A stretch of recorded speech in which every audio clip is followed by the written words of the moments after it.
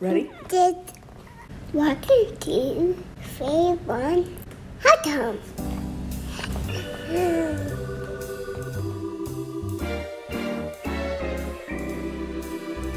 Hey, Mike. Hey, Mike. How you doing? Matthew Michael Tony. I'm good as well, sir. It is good to see you. It is good to see you again. You're in a new Cheers, spot. even though you never have. Cheers. Yes, I'm in. I Cheers. hope, Cheers. Can you see that? Best wife ever today. Oh, shout out Caitlin. I bought this for Caitlin, for her birthday. I hope so. maybe?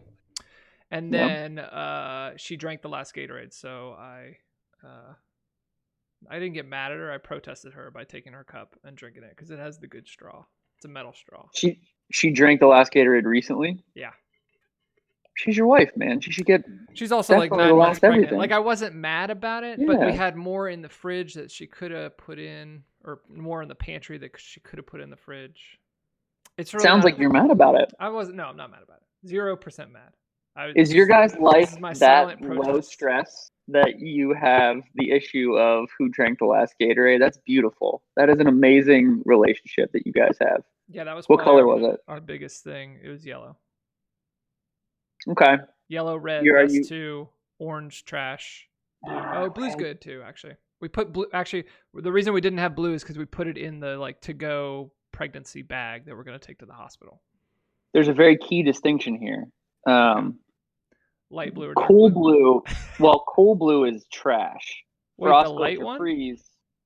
Frost Glacier Freeze is the light one. That is the best Gatorade flavor. Yeah, Cool you're blue right about is that. garbage. Yeah. You're right Okay. about that. All right. You're absolutely All right right. about that. Actually, I you didn't know know what if you I were gonna always, have to you know cut what I this always off. liked as a kid? What was the white one? Arctic Rush. I was a big fan of that. I don't know why, but I was a big fan. Arctic Rush. They did. Well, I might not be 100% accurate on that because they introduced like a new set of flavors, and it Mhm. was Riptide Rush, which was purple, I believe. Arctic, maybe it was Arctic Freeze. Why am I saying think it was Arctic like a Arctic weirdo? Freeze. Arctic Freeze. Arctic. And then Frost Glacier Freeze. Frost Glacier Freeze is the only one that kind of has survived from the. It was like the alt colors, right? It was like Yeah. light Well, blue. you still see white. And, Like if you buy a Solo in a 7-Eleven, you'll see like the white one still. they still have that going. Only Solo packs, though. You won't see them in like the big packs. They're not in bulk. Interesting. I think. Frost Glacier. To be honest, though, Freeze is I haven't been in a 7-Eleven or a grocery store for a long time. A What do you guys 7-Eleven have or down a like I've never just I haven't walked into a 7-Eleven or a gas station and just bought one Gatorade. Must be I nice. honestly can't remember the last time I did it. You know why? Because you don't drink and you don't play basketball anymore. That's true, actually. That's a good. That point. has cut your Yeah. Gatorade consumption to a minimum. The only time I would do it is on a road trip, which we have been on road trips like before the whole quarantine thing. But I think I've hit the Red Bull every time at that point. Yeah.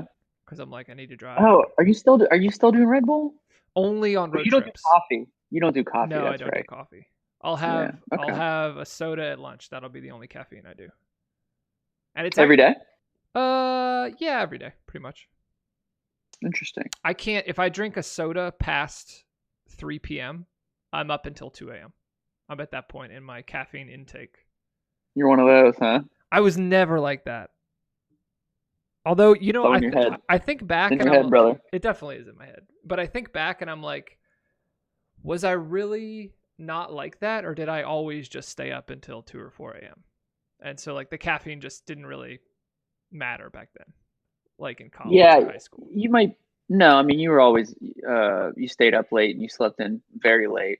Mhm. So I think it's probably just in your head. It might be an excuse for your natural rhythms of your body and your sleep in general. Yeah, probably. Let's not get into that. Yeah. Where are you right now? You're in I'm in Florida. I'm in Clearwater, Florida. in the condo? I'm in the condo in Clearwater, Florida. Have you been here or not? No, that's one of my biggest regrets is that I've never been to the condo. It is. It shouldn't be. It's pretty normal. Well, I was on a job in Tampa for like 6 months right out of college. Oh yeah. And we kept trying to make the condo work, and for whatever reason it didn't Yeah. work. I did end up going up to University of Florida and seeing you there, but You did, which yes, was that a was a good wild ride. Which yeah, that was as I was telling you before the call, our mutual friend, Mr. Harrison Ryan, aka Daddy, was our gracious host.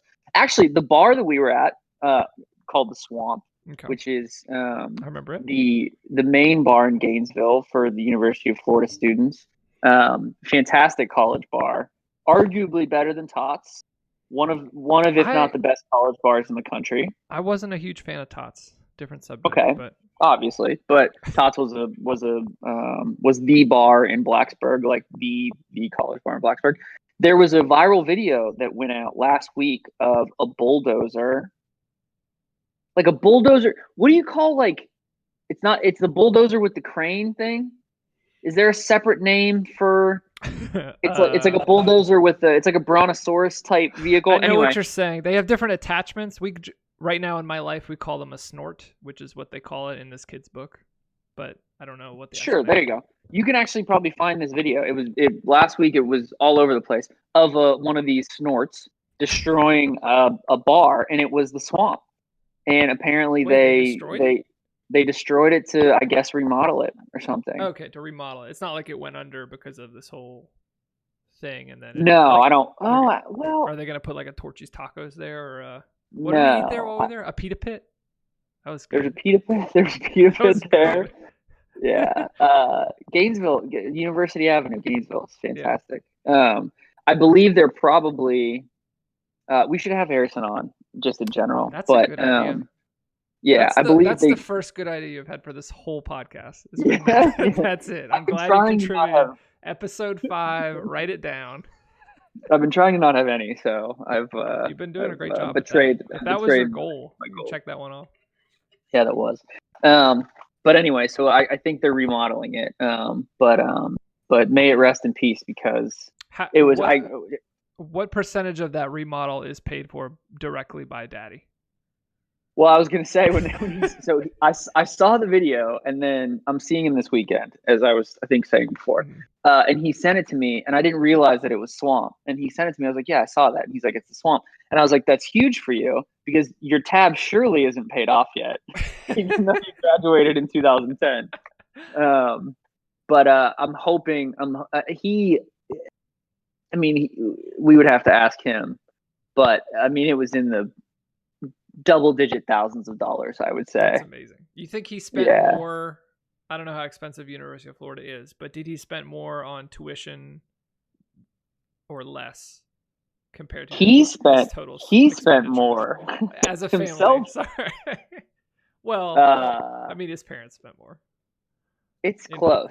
It's close because the ridiculous thing about Florida, if you're in state, as the same with Georgia, I believe it's called the Hope Scholarship in one of the two, and I forget what the other one is. If you're an in-state resident and you maintain a 3.0 GPA, you can go to a state school essentially, I think, for free. So while I worked at the University of Florida, I didn't go there. This is what we're talking about. I was there for a month, but a lot of these kids. Wait, you were only there for 1 month?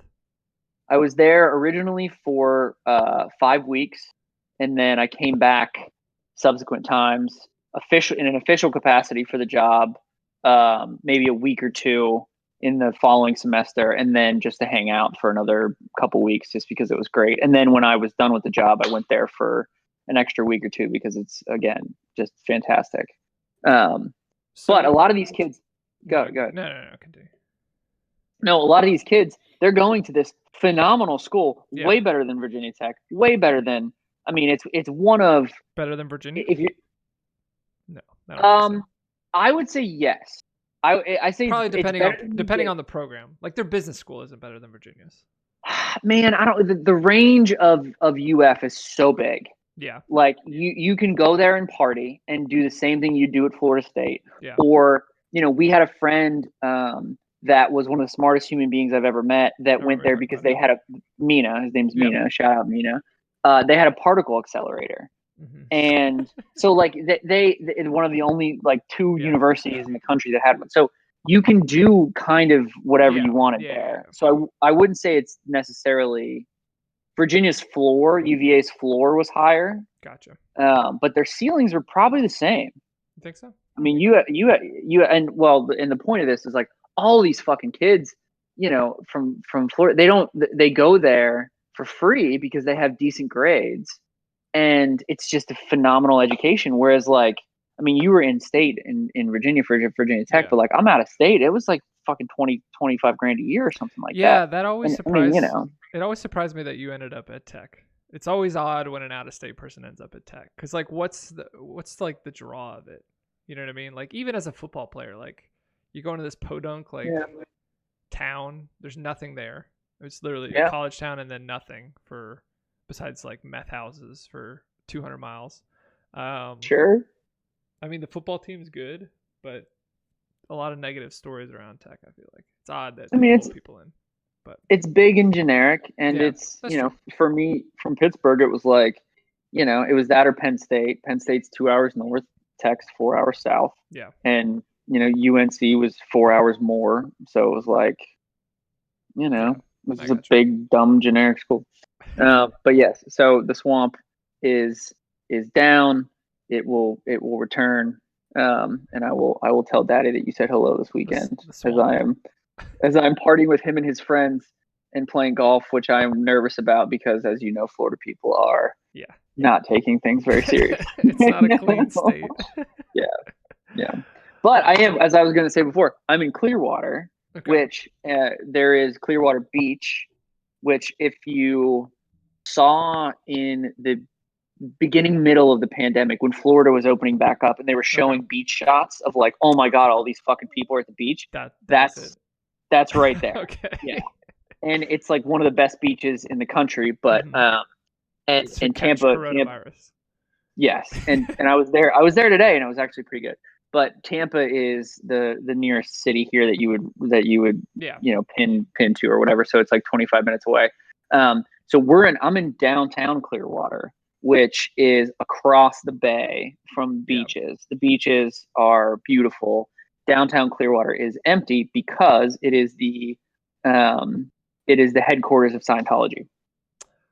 Oh, that Yeah. makes a lot of sense. So I I knew literally that am on sounded this. familiar. I was like, I knew there was a condo there, but it was like that the name of the town like rung in my head for some reason. I couldn't put my finger on exactly why. I was Yeah. like, surely it doesn't like bring up that much of a blip just because Matt's parents have a condo there. Yes. Like, Yes.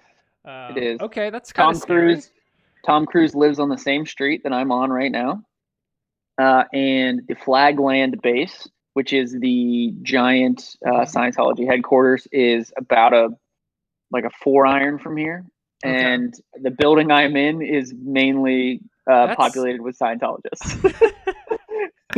that's kind of scary. I'm kind of glad that I never made it there now.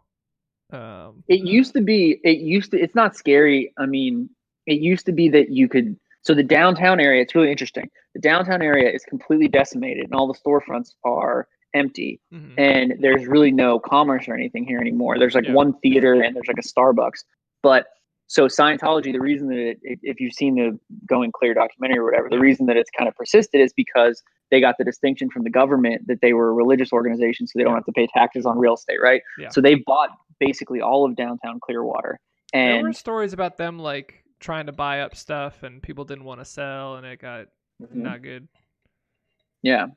So you used to be able to see when it was a little bit like more in vogue, Mhm. 5 years ago, you would walk down the street and you would see them in lines, just kind of like walking around and stuff and going from the headquarters to a restaurant or the headquarters to a whatever. And now their numbers are down a little bit. And so you don't Hmm. see it as much anymore. But it is like downtown Clearwater is a ghost town. I mean, That's especially now. terrifying. But, I think I want to say I went to downtown Clearwater when I was on that job in Tampa. you might have. Yeah. Is it like a nice kind of smaller? I mean, this was Yeah. 5 years ago, but maybe 6. It's like downtown Blacksburg. It's like the Yeah. same size. Yeah. Yeah. I think we did go there. It was kind of nice, but no, I did not. That light didn't go off in my head while I was there. Yeah. Okay. Yeah. So, how long are you there for? Just the weekend, or I guess this is the middle of the week. Just a week. I have not booked a flight back yet. So But I'm playing. I right, played golf. You booked a one-way trip down to One Florida. way in, no ways out. I played golf this weekend, and I'm playing golf this weekend again because there's nothing to do Okay. in New York. So Okay. we're chilling. Yeah. Nice. Very How are you, nice. man? What's up with you? What's going on? What's on your mind? Nothing. That Gatorade thing was the biggest blip of the week. That's huge, man. Yeah, that's a big deal. It's not. Yeah, no, I saw our boy, my Greek brother Giannis won Defensive Player of the Year. He did. That one, yeah. I Yeah, don't know if you saw that or not. I did. And then Yeah. Caitlin actually right before this, right before we hopped on this call, sent me a screenshot of a text she got. The text was from Okay. like a random number and said, and I quote, "Joe Biden is a puppet for the Chinese Communist government. Don't let the fake news tell you otherwise. Know the truth about China Joe." So I'm excited for, I feel like that's the kickoff to these random election texts that we're going to get for the next however many months until the election, which they drive me insane. I hate them. If your candidate texts me, I'm going to be less likely to vote for them, no matter what the content of the text is. It's spam to me.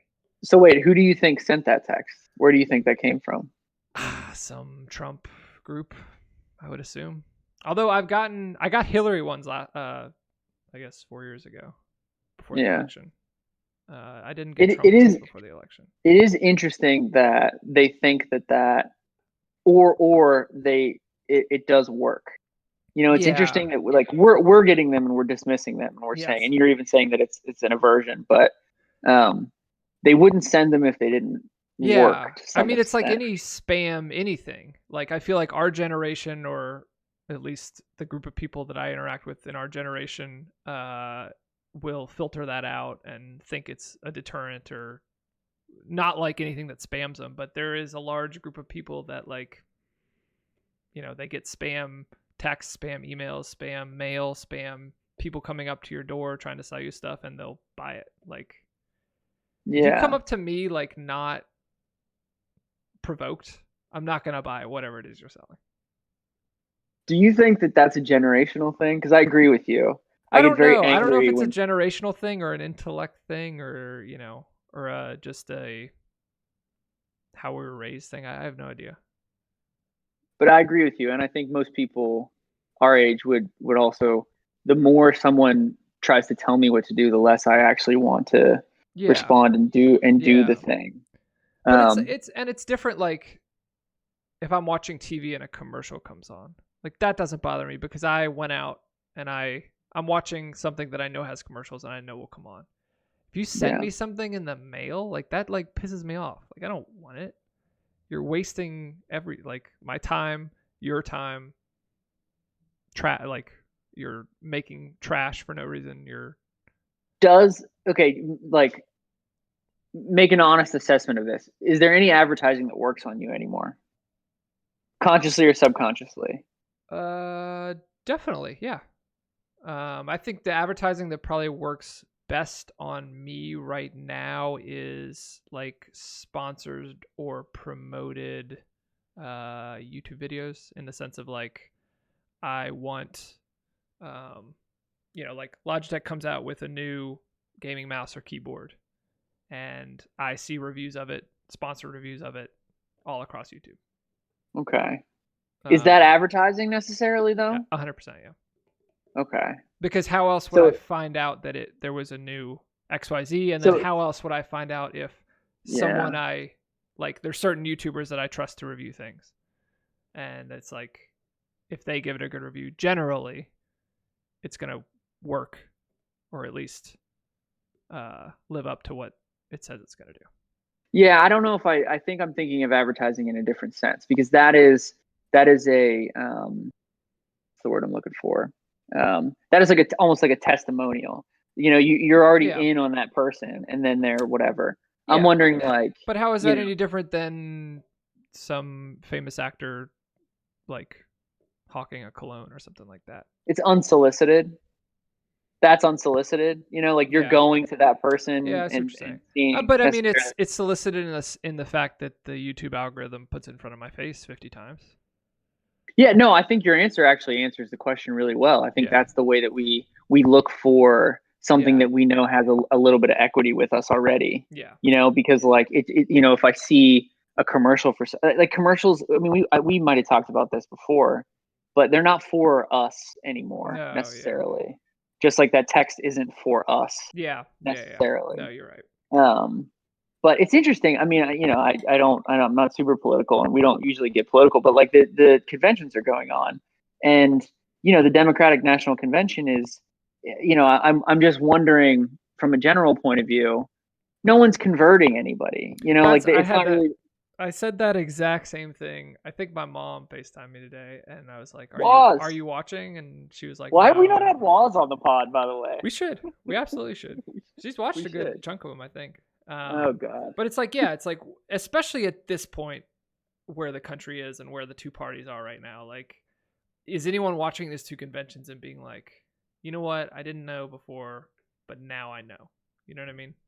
I don't think. Yeah, I don't. Yeah, Yeah. it doesn't happen, or no one's going like I'm gonna watch both and like and Yeah. decide. Now, See what I yeah.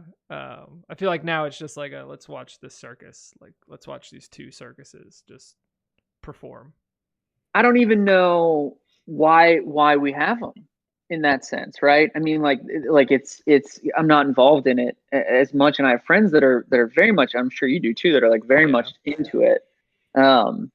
But it seems like that text, like all these things are. It amazed me. I completely agree. It amazed me that there was a news headline that was Biden accepts the vice presidential nominee. And I'm like, that happened months ago. Months. Yeah. How is this a Yeah. news story right now? And then someone Yeah. was like, oh, someone nominated Bernie. Yeah. And it was AOC like, had to. Yeah. because they had to, first of all.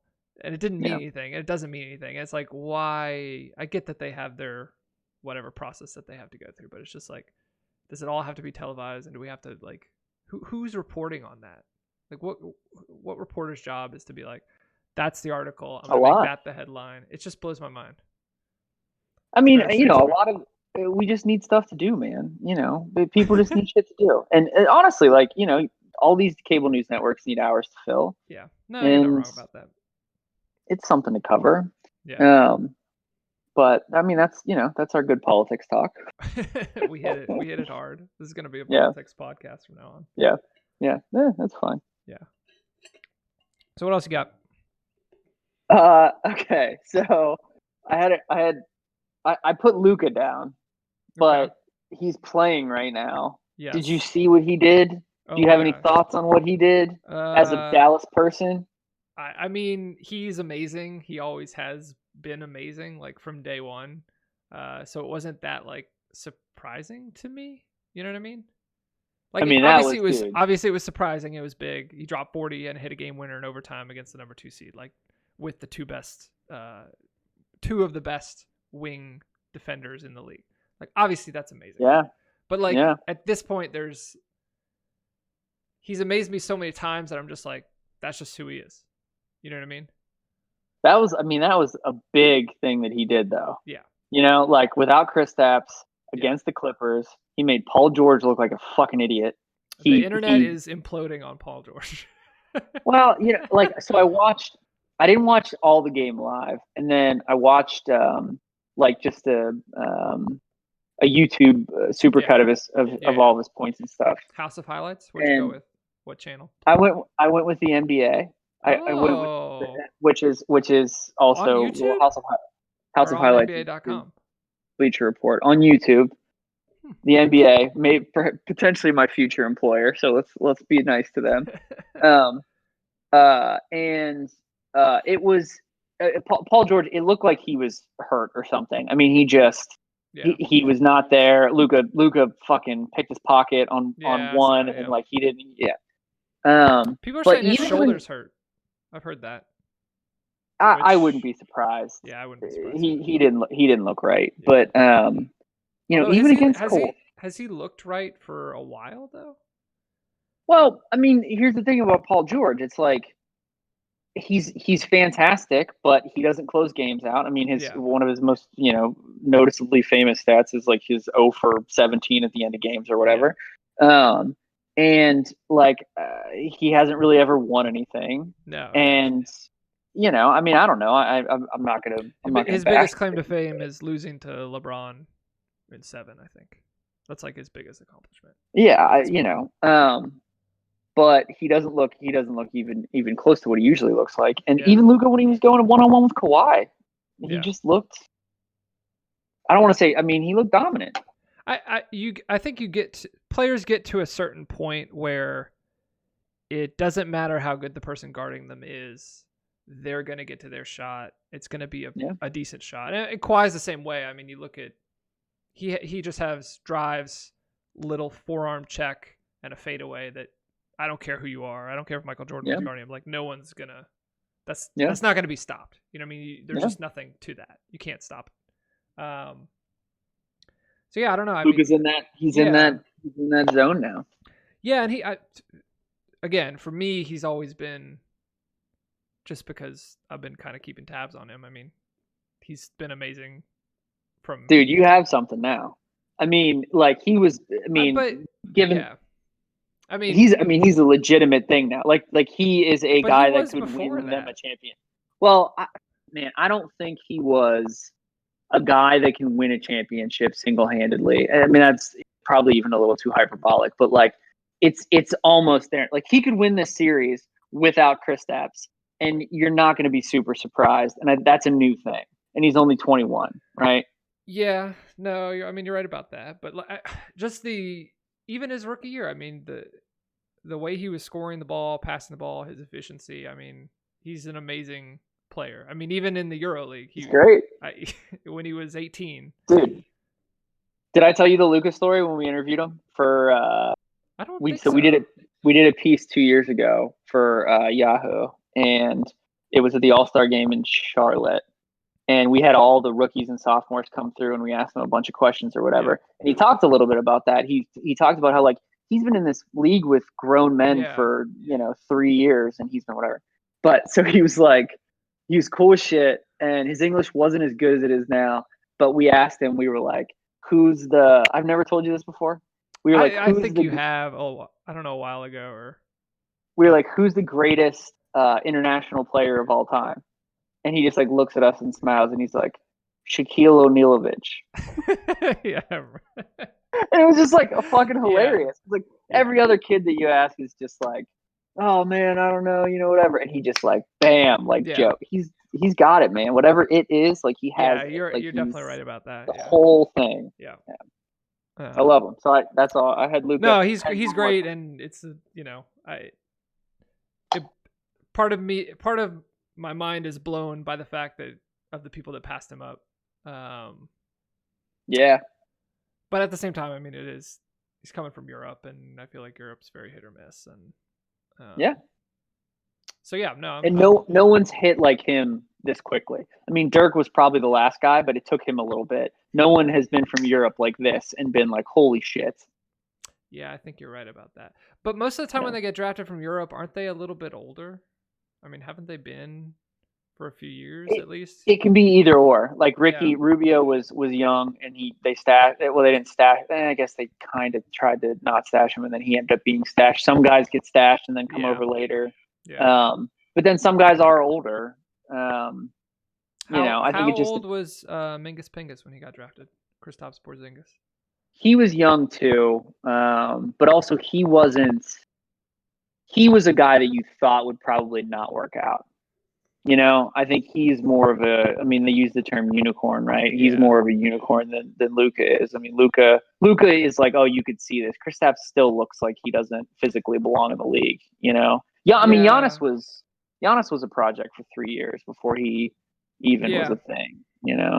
Weirdly, I think he's still a little bit of a project, just because of the way he play. Like, you have a big man. He does shoot the ball, but like that's not. He's better now. Yeah, he does it better now, but it's still not a thing. He's got to win. He's got to win something, man. That's again, I mean, and I texted you this actually about the 76ers. I mean, the 76ers are built like a team would have been built in the 90s, and it just doesn't work. You can't Yeah. you just really can't build around a big man that can't shoot and can't. Tough, It's man. just like, it's just an old school thing, you know what I mean? Yeah. And then having him in there just throws off the spacing of everything. Now, obviously, Oh yeah. Giannis handles the ball a lot, so it's not exactly the same, but it's just odd. It's an odd thing. And that's why I feel like Kristaps probably wouldn't have been a thing 10 years ago. He's Because definitely he would have been a different player. Yeah. He wouldn't have shot threes. He wouldn't have. I think what a team would have done is try to bulk him up and make him score on the post. Yeah. And that just isn't him. You got to shoot threes. Yeah, his game for the league now, I mean, it's just, it works well. Yeah. You got a fun team down there, man. It is a fun team. I look forward to it. Watching them. Except for when we're doing a pod. Yeah. Well, you know the reason. So what else you got? I got one other thing, but I don't have. But you said you had two things. You have nothing else? That was all I had. All right. Did you see? We should have talked about this when we talked about the politics. Did you see the Jerry Falwell Jr. story? Probably a headline. No, what was it? Do you know who Jerry Falwell is? He did something at like Liberty University or yeah. something. So Jerry Falwell was one of these like super church, evangelical TV guys, and he founded Liberty University, which is it's in Virginia. It's in your home state of Virginia, right? Yep. Yeah. Wonderful institution. But his son, so he died. His son, Jerry Falwell Jr., took over the family business when his father died. And the story that just came out was that his pool boy came out and said that he had been having sex with Mr. Falwell's wife, Becky, for 6 years, and Mr. Falwell would watch them have sex. Yeah. I saw the headline that he resigned, but I didn't read into it. So I'll give you this, because this is my I'm a big proponent of the simulation, as we've mentioned on this podcast before. And every once in a while, or actually more often than not lately, there are things that make me think that we are in the simulation. So this was the lead, the first paragraph of the Daily Mail article about this. Okay. Jerry Falwell Jr. quoted civil rights hero Martin Luther King Jr. on Tuesday to say he was relieved after stepping down as president of Liberty University over a 6-year sex scandal involving a Miami pool boy who claims he liked to watch him having sex with his wife. That's a thing that just happened. All of that is a thing that just happened. So Falwell, the story came out, he denied it, then he throws his wife under the bus, and he's like, that whore has been having sex with this guy for 6 years. It's been an affair. I just found out about it. I'm horrified. Okay. Then he steps down from his job, and he quotes Martin Luther King Jr. and he says, he said, the quote that keeps going through my mind this morning is Martin Luther King Jr. Free at last, and God Almighty, and free at last. This guy quoted the I Have a Dream speech when he resigned from Liberty University, which teaches the courses about like dinosaurs not existing, because he's a cock that watched a pool boy fuck his wife. Wait, it's an unbelievable story. Why did he resign though? I feel like that's something you could absolutely deny. Like there's not video of him watching them. And if there is, I mean, he probably has it on lockdown or could deny it was him or yada, yada, yada. Well, there's probably not video of him watching them, but part of, like, he watched them in person and he also watched them via video feed. So like there's video of them having sex that he watched, but again, why would you step down for that? That's something I feel like you would just deny. That's so weird to me. I think that there was enough evidence in the way that things go now that he had to, but at first he didn't. This is what the interesting part of this, besides everything, is that these people, this team, the other team, who is very religious, like Yeah. the far right. Yeah. When something like in Liberty is the far right. When something like this happens, they just double and triple and quadruple down. Yeah. He quoted Martin Luther King Jr. Like, it's unbelievable. And Yeah. and like, he's fine. So he made $1 million a year. That was his Okay. salary at this place, which is just like on the books, $1 million a year. Yeah. And they're paying him a severance. He didn't resign initially. Whatever, like, he was like, oh man, like it's her fault. Like, oh my god. He was like, I lost 80 pounds because I was so distressed finding out my wife was having this affair. Yeah. And just I don't know. That's weird to me. dude, That's a it's situation just where I feel like unbelievable. he would just deny, and then not resign. That's the weirdest part of the story. Could have. Because I feel like if he just denied it and then went radio silent, like, are they going to fire him? Are they going to call for his removal? You know what I mean? Yeah, like, can you really remove someone from a job because their wife cheated on them?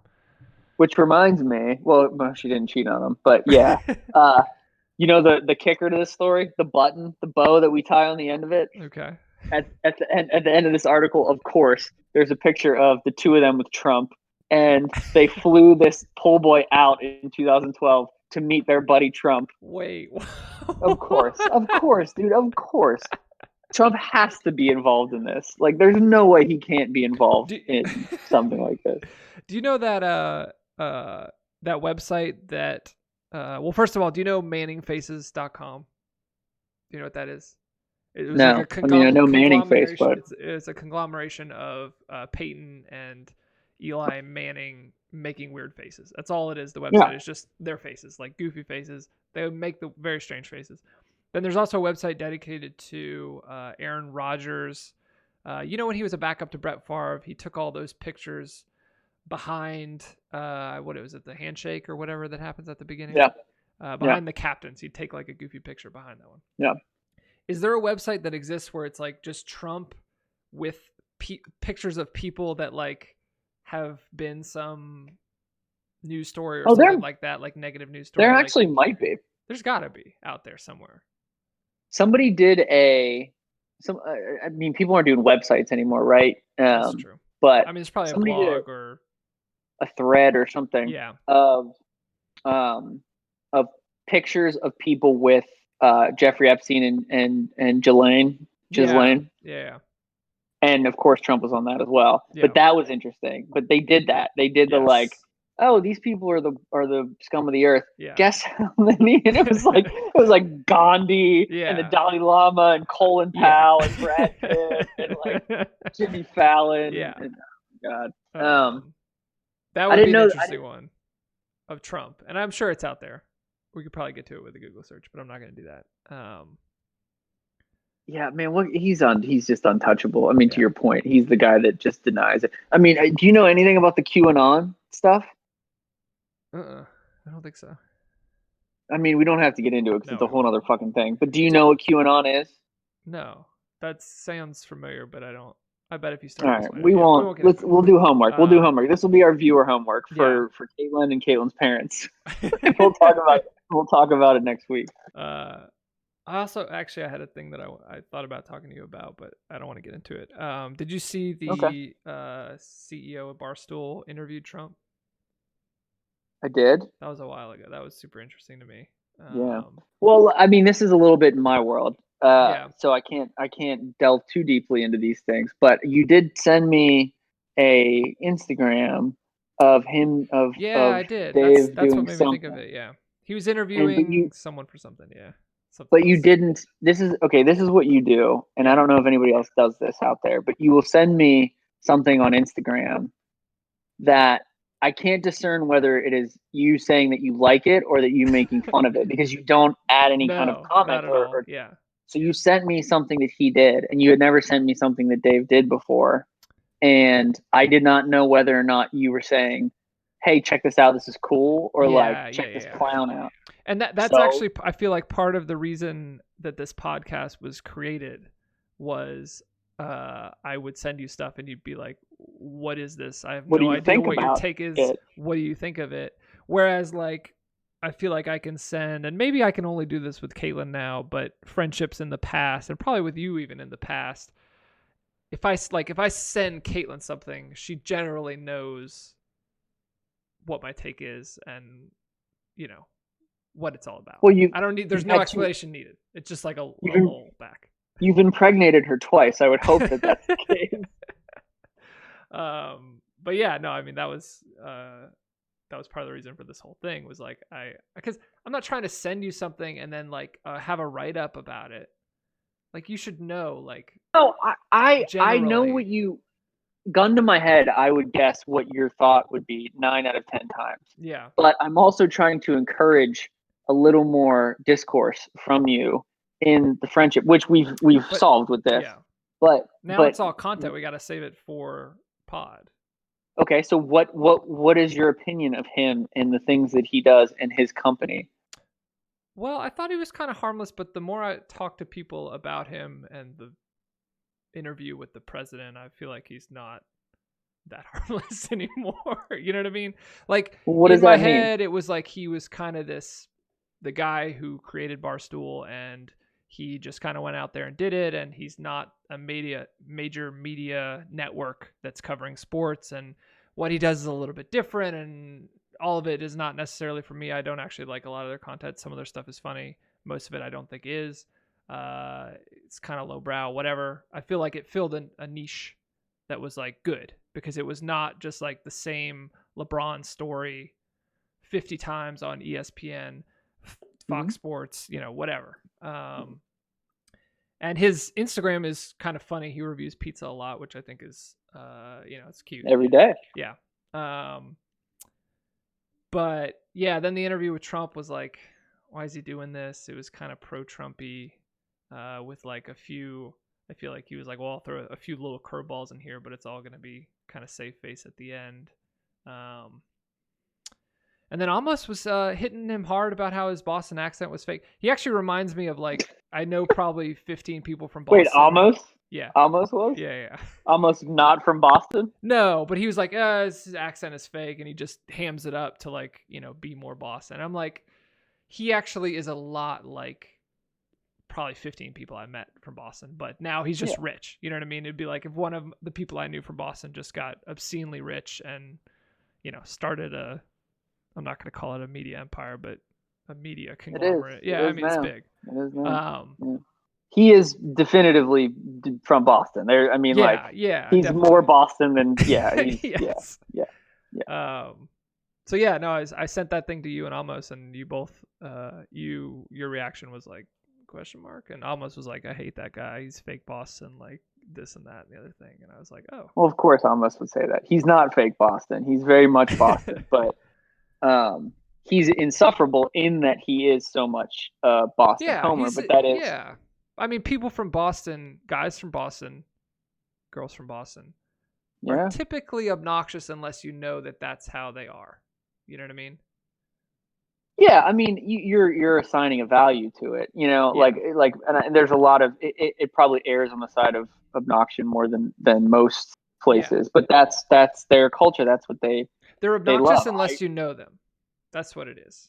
Dude, it's like, I had never had an exposure to Boston at all. I dated someone from Boston for 3 years and their family, and it was cool though. I mean, you get ingrained into it, and it's just like any culture. Yes. It's like, like being from Pittsburgh, I would say it's like a version of the same thing, although Boston is a lot more demonstrative and a lot more in the mainstream culture and stuff. Yeah. But as a sports fan in particular, because the way that their narrative has kind of gone, where like they were the losers and now they have won in an unprecedented clip in every sport for the last 15 years. Yeah. And that has like paralleled the rise of Barstool and of Portnoy. It is particularly insufferable. So like this is a good read on Amos, which I think he'll be mad at me for saying, but like he is responding to that insufferability of him and of being a sports fan, especially a sports fan from DC, where like he's a fan of the Red Sox though. He's a big Red Sox fan. Yeah, which I can't admonish because I'm not a fan of the teams where I'm from. But I'm very antsy. You have to be a fan of the team that you live in yeah, because of where I grew up, and no teams were ever yes. If you're from DC, that makes complete sense. But I almost can't speak to the Boston-ness of him. No. But but no, I'm always interested to hear what people outside of the industry, like especially people like you who you're a knowledgeable sports fan, you know what you're talking about, but you don't consume it at the level that I have to or that I do. And so that's what most people's opinion is. I have friends, dear friend, like in my world, for very specific reasons, like I cannot associate myself with him and with Barstool, even though they do good things. They're very good at content. They're better at content than anybody right now from an innovation standpoint, but they have a history, they have a past, they have a reputation. But I have friends that I know and respect and love that love Barstool. Like I'm going to hang out with these Florida kids this weekend, and they will fucking quote Barstool all day.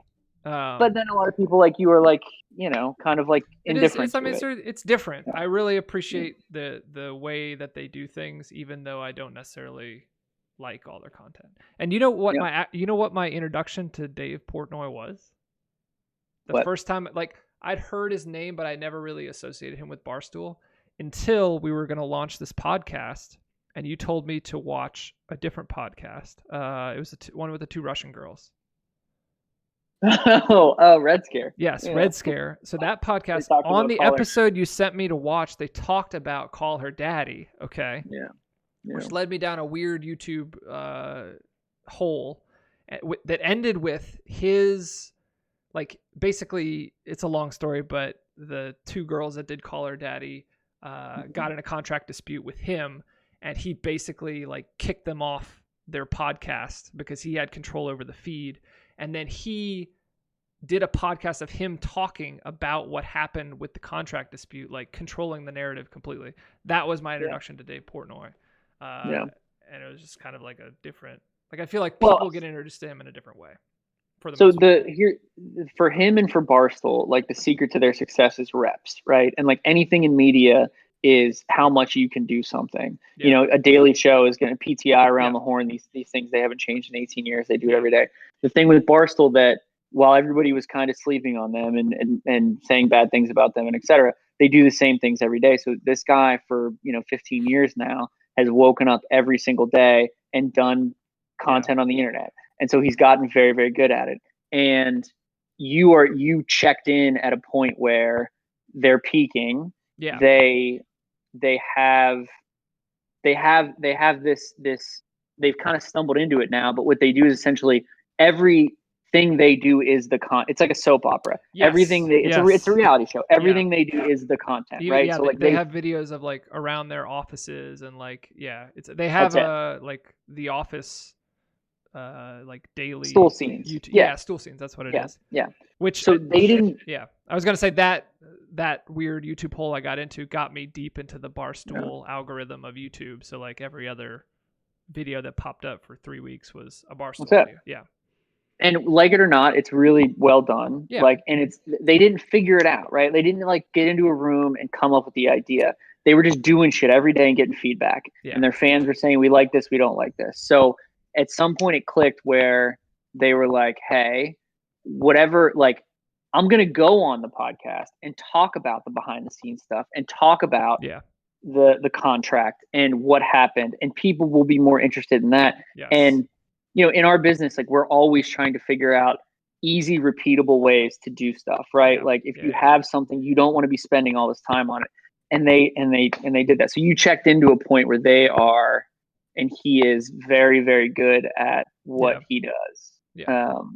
Which is unfortunate for a lot of people that do this for a living because they're very jealous of it, because you can't just like go into a room and figure it out. Yeah. All right. We went down a very odd hole. But I think we're good. You got anything else? The only other thing I had here was, did you see McDonald's is coming out with spicy nuggets? I thought that was done that before, I feel like. Never once. Never once? Yeah, never once. Yeah. They've been around for how many years, and they've never come out with spicy nuggets? It's a good question because I looked this up. What year do you think McDonald's started? I don't know, like the 40s. What's the answer? 1983. 83? That's it, right? Is that when the franchise started or when the first McDonald's opened? So, did you see the movie that they came out with a couple years ago with Michael Keaton? It was really, really good. It was the story Oh. of McDonald's. No, I didn't see that. It's called The Founder. I've It was, almost watched I that think before. it's good. It's good Like because it was short like, list. yeah, McDonald's was like a local restaurant, Yeah. and this guy came in and they were very efficient, and they made the food was Yeah, good that was enough, with the, yeah. and then he whatever. Yeah. But there was 1983, so I was gonna ask you, I was gonna do a Mike's top three of nuggets, but Nuggets. yeah, Chick-fil-A because McDonald's gotta be spicy up nuggets. there. Yeah, Chick-fil-A Chick-fil-A. number one. Yeah. And then after that, I feel like Wendy's had good nuggets for a while. They did. We don't really go to Wendy's anymore because Caitlin got food poisoning there like 15 years ago, so she has basically crossed some hard red line Oh through no. Wendy's. Which I don't She had even a know if bag it of was food Spearmints at poisoning or Wendy's. if she just was sick and ate Wendy's and then threw up Wendy's. So that was a Believe your wife, man. no. I You believe gotta her. support her. Well, The she's mother of your she's like, children. I don't even know if it was that specifically, but Hey, Loki's got a friend. We got dog Yeah, number tell him. 2. That's the first appearance. really, maybe on the pod. They normally all three of them will end up over there while I'm playing video games and such. Yeah, that's the first time we've got 2. So yeah, Chick-fil-A, Wendy's, Nuggets. That's tough because I feel like there's been a surge of like, do you know what Cane's Chicken is? Like chicken tenders places. No, It's tenders just are in the different than South. nuggets. I know Different it's different, category. but like, Yeah, yeah. and then maybe McDonald's. McDonald's are good. Yeah. Yeah. Yeah. I've never I been. liked it I'm before not a they went spicy all white person. meat. Actually, I remember biting into like a dark meat nugget when I was like 10 Yeah, years whatever old. it was. Whatever It wasn't was, really. and it wasn't. Yeah, Yeah, whatever it wasn't was. good. It was. Yeah. Um, But no, that's all I had. That's it, man. All right. Nuggets well, and Jerry Falwell and Luca. okay. Well, let's take a break, and when we get back, we've got Homie or Lil Homie. I don't know if he's just going by Homie now. The littlest of homies. It's sometime in the future. The ultimate challenge. Crossfire. Crossfire! You get caught up in the crossfire! Crossfire! You get caught up in the crossfire! Crossfire! Crossfire! Crossfire! You'll get caught up in it. Mike, speaking of Crossfire, now we welcome in our guest for this week, the littlest of homies, one of our dearest friends. Little Homie. Boys. There you Hey, go. welcome, Homie. Good to see you, boys. Thanks for having me on. It's been How a are you, long-running dream of mine. I'm well. It's been as our one a good listener. time. This is great. Yeah, I have listened to I think every second of every show you've done. So shout out to Caitlin's parents. All right. I know they're out there also. Maybe I think they dropped off after Mac talked about his parents building a BDSM dungeon in his childhood room. I think that's where they they checked out. they can look past it though, because he did qualify with saying like, "Is this okay?" and then leaned into it. So they should come back on. Yeah, I think they said that they didn't like that, but like they like that. You know, like they got some ideas from that, I feel like. I am genuinely interested in like who is listening, because like I haven't talked to Kapler on the phone in a little bit, because I called him like a couple hours after the kid was born, and I've kind of left him alone since then. But so you guys got to talk to him, and it kind of got me up to speed with like what's going on and how things are. And so like I do feel more connected. And so I listened to episode 2 first, and then I went back, and I think Amos asked you like what the premise is for the whole show. Yeah. And it did for me. Like I haven't talked to Amos in a while, but it brought back a lot of like, oh, like good to hear from like different people, and like I feel like it is achieving what you set out to do, because I didn't know what you wanted out of it, but now that I kind of had like heard you explain it, it's like, yeah, it's pretty cool. And like I do feel more connected to the people that have been on. Now I saw you and Caitlin not that long ago, a couple weeks ago. Yeah. But I haven't talked to John, and aside from that day, I probably haven't talked to him on the phone in a couple months, maybe 2 That's months, 3 months, something like that. Huh, that's surprising to So me. I feel like you guys were always close. Um, yeah, well, yeah, but it's also been a really transitory time for me and Life, for man. him as Yeah. well in very different ways. So yeah, I feel like it's there's this. it's kind of cool.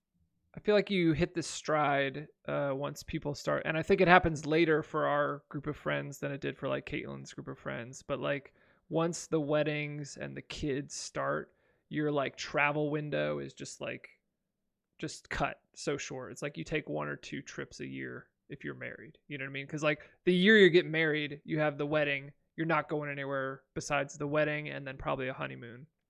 And then once you have kids, it's a whole nother shit show. So I feel like there's just like this stretch of time outside of the whole like COVID thing where you just become an adult and you don't travel and see people, and it's like kind of shitty because then you fall out of touch. You That's don't, I do. So the flip side of that is, but if you live in Hawaii, I've been to I've been to Dallas, Denver, Chicago. I moved to Florida, uh, and I will more than likely be in Philly at some point in the relatively near future. yeah, And so I'll probably kind of touch them all as the time goes on. But yeah, being out on a literal island makes it very difficult. So like I made it out for your wedding. yeah. I made it to the mainland for Christmas once, maybe twice. No, I didn't make it to Christmas at all. But like in December, kind of in and around the Christmas time, and then we saw a fair amount of people in this past December for like a meet everyone who's relevant and I do it remember all that. at once. Yeah, and it was and that was back to back with. How did your wife handle that trip? The meet everyone at one time and Oh, like well, it's tough. I mean, my mom's one of eight, and yeah. my dad's one of three, and then my parents they didn't sell their house because I got engaged. And so 'cause my mom wanted to have the party with everybody that she knew, and she Oh literally my invited god. every single person in the family and every relevant like family friend of ours and like people that were in town in my like I grew up in a really small town.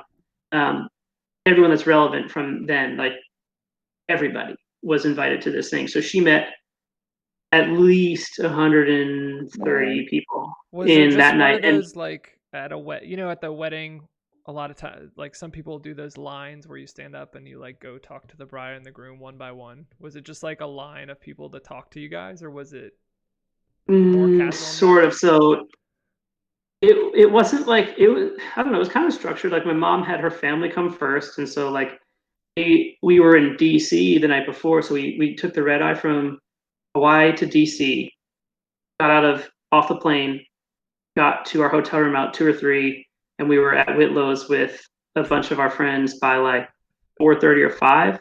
Yeah. Shout out Hung out with Willow. everybody. Shitloads Yeah, rooftop. exactly. Yeah, no, we rented the back room.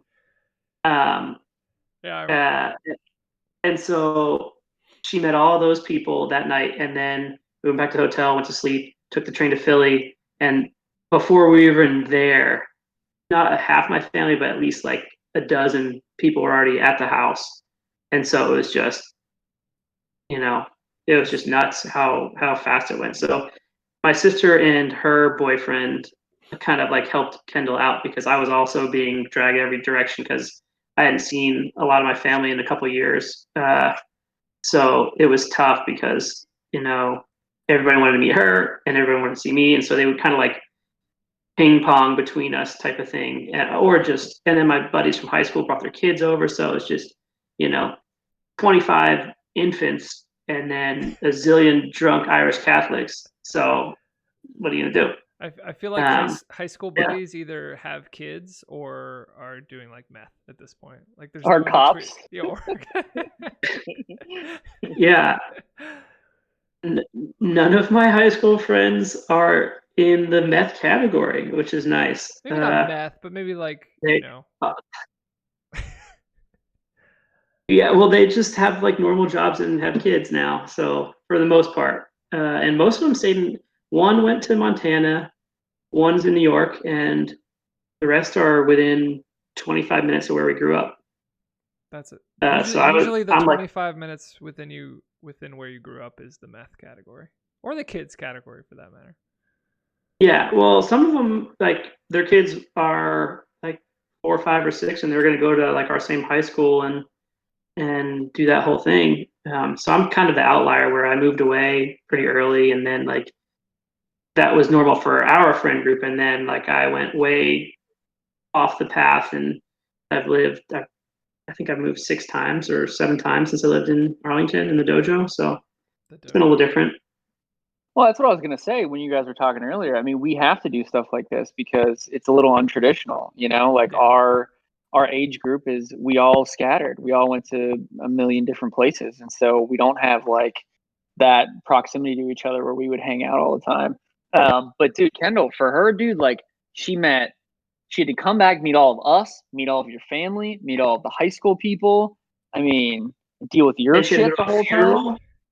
Yeah. Yeah, And well, so I mean, I was going to bring that up, but like the way she met all of us was in a particularly emotional state as well. I mean, I only got to meet her for 3.5 minutes just because we didn't have time. Like that, I mean, that's a yeah. lot, man. Yeah. Well, that's the first half of it. And then we went to the West Coast. Yeah. And we had another engagement, a double engagement party because our younger sister just got married, and that's why we're in Chicago.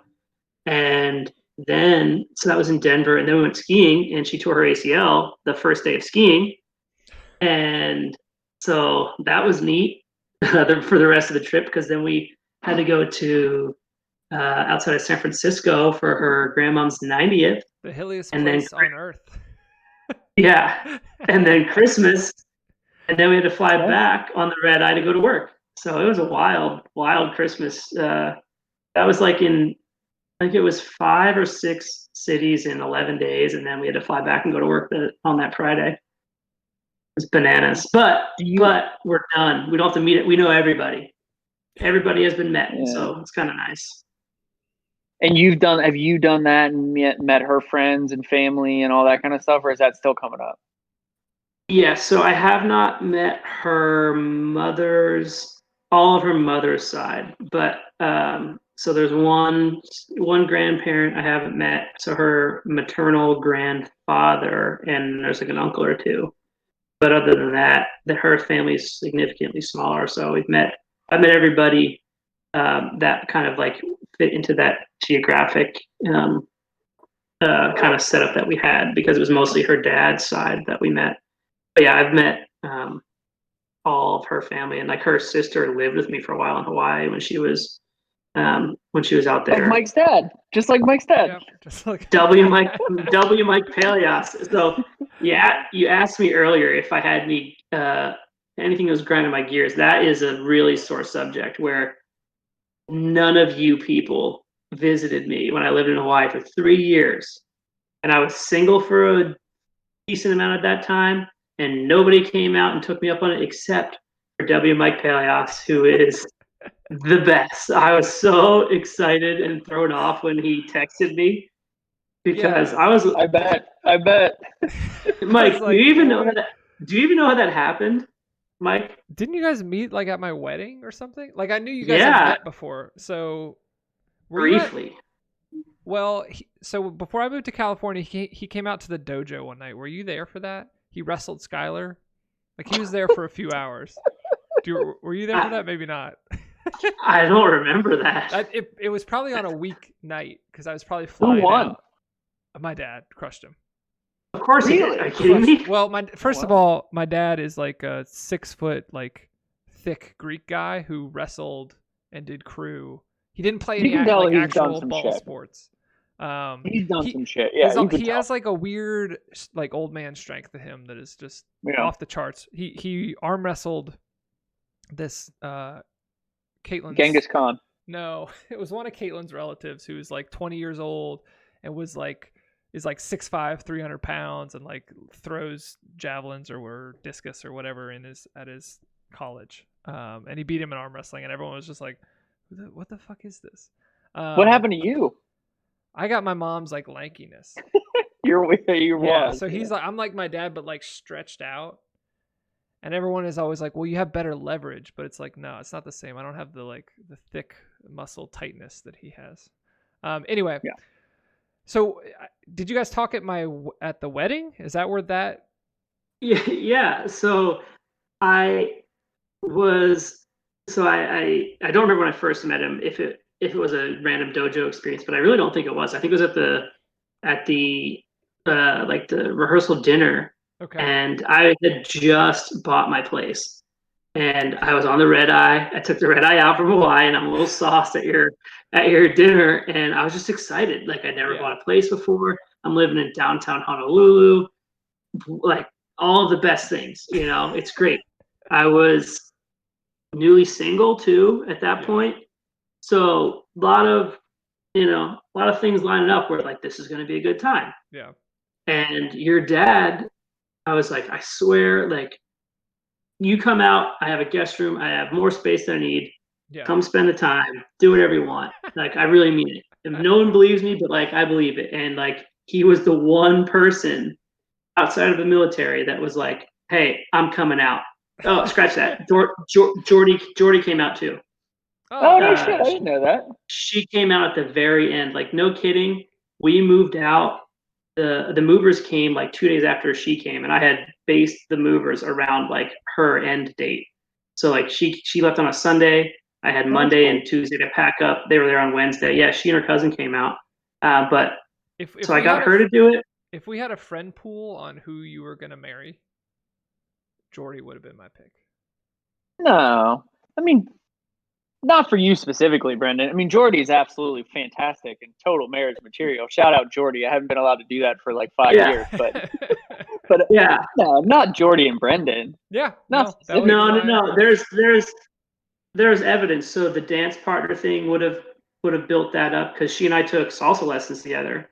So Yeah. that would be like from You the guys were, Vegas like- perspective. That I remember like hearing tidbits, and I was like, you and Jordy are a lot closer than I ever thought you and Jordy were. yeah, I would say that's not surprising. Maybe I'm misremembering. That might be a little more accurate than I remember. You also weren't really like there where you would see like you'd have to like see it to Believe it. I don't know, see your friends, I guess, because we wouldn't like talk about it necessarily, but like Yeah. yeah, like we just had like we found like common interests. Like I don't even know how the salsa thing came up. I was like, I've always wanted to take lessons. She's like, me too. I was like, Yeah. you know what, let's just do it. Like let's just try it. And so there was like little random things like that.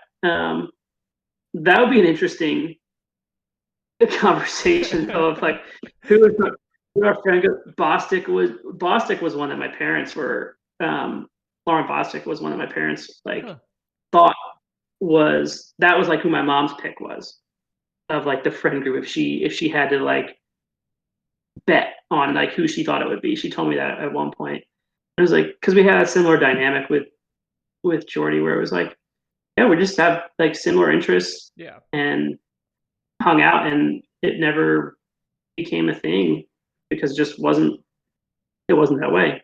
Yeah. But yeah, Jordy came out with her cousin, and we like gave her like the full itinerary. We sent them to Kauai and got them like set up, go here, go here, go here. And then they did a few Oahu things. And I did the tour guide thing for a couple of days when I could with them. And I don't remember if we sent them to Big Island or not, but I know we sent them to Kauai at least. And they had a really good time. So Dan Strickland came out, but he didn't stay with me, but he and his wife came out, and I did like the tour for Stay with you? his wife. No, because it was like a whole family reunion because his Hane. grandfather was a colonel. He's a Marine colonel, so he was coming out to like see the old stomping grounds. Huh. But yeah, Dan and Hane hung out with us, went out to dinner. But yeah, W. Mike Peleos was the one person that was like, I'm coming to stay with you. And like, he just like hung out, walked to the beach, went to the coffee shop, and like, He's a simple guy. did his thing. I tried to have him come out with us. So one of the big things in Honolulu is go to the art museum on Fridays. The first Friday or the last Friday of every month is like the thing to do is to go to the art museum. It's like wine, beer, food, vendors, everything. And like, I don't know where they come from, but the most gorgeous women in the state dress up to the nines, and that's like the scene in Honolulu. Like, is the art museum on like the last Friday of every month. It is absolutely insane. And I lived a half a block away. It was right there, and so I'm like, it's Brask. Come on, man! Like, come live a little. He's like, and I had a lot of people over, so because like we would like pregame or whatever back in those days, we pregame and go down, and so I think he was just like, let the kids have their day, and it was that's funny because that's like not he's like he wouldn't. I feel like that was the 1% time where he would say that. You know what I mean? where he would say no. Yeah, like he drank with and wrestled Skylar. Like, Yeah, that's like that would have been his thing. yeah. You want to go and drink wine, look at Monet's, and then be amongst like thousands of like people in Honolulu, like in an open air, like walk through museum. Oh, so cool. But yeah, he didn't he didn't want to play. Yeah. I wouldn't have guessed that. Dude, we would have like there's so many times that we thought about coming out or like individually, collectively, girlfriends, whatever. And it's just that it's so far, and like we, you know, like didn't have the means or whatever, but we should have. I mean, I regret it now. So I want to ask you this: like living in Hawaii for that long, did you get a certain affinity for it? Like you won't ever go back unless you have to.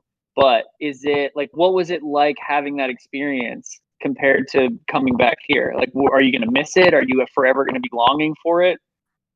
Oh yeah. So I loved it. I absolutely loved my time there. And actually, like, it would not be crazy. And it actually is fairly likely. It's probably a 1/3 chance that I go back there the next set of orders. Huh.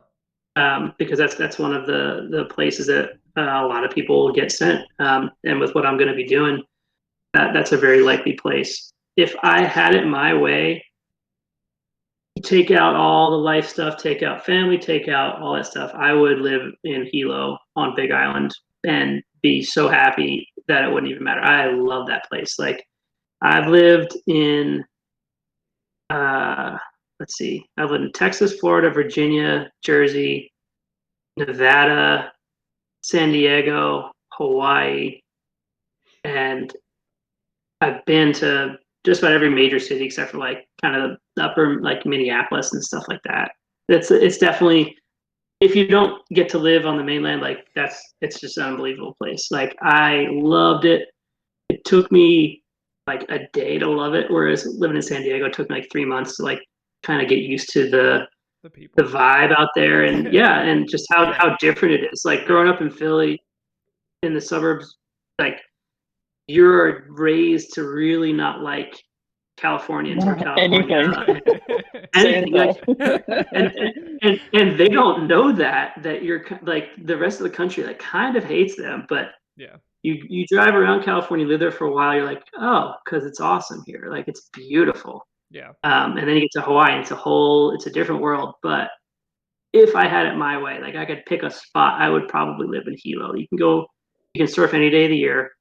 People are really nice.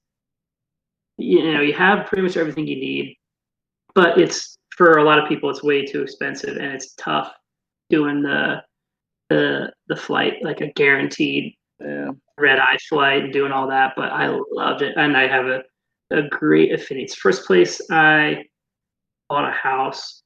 It's where I met my wife. It's where I got married. You know, I have some of the best memories of my entire life there. So, like, it will always draw us back for sure. Like, we don't need to go on vacation there, because vacationing there is not cool. I don't think that would be pleasant at all, unless you have somebody like show you around and like kind of ease the cost a little bit. But in terms of just really beautiful place, amazing food, really cool culture, like, it was nice and really different. Like, I go to the gym in Chinatown, which is kind of really dead center Honolulu, and like, it's interesting to be like a very distinct minority.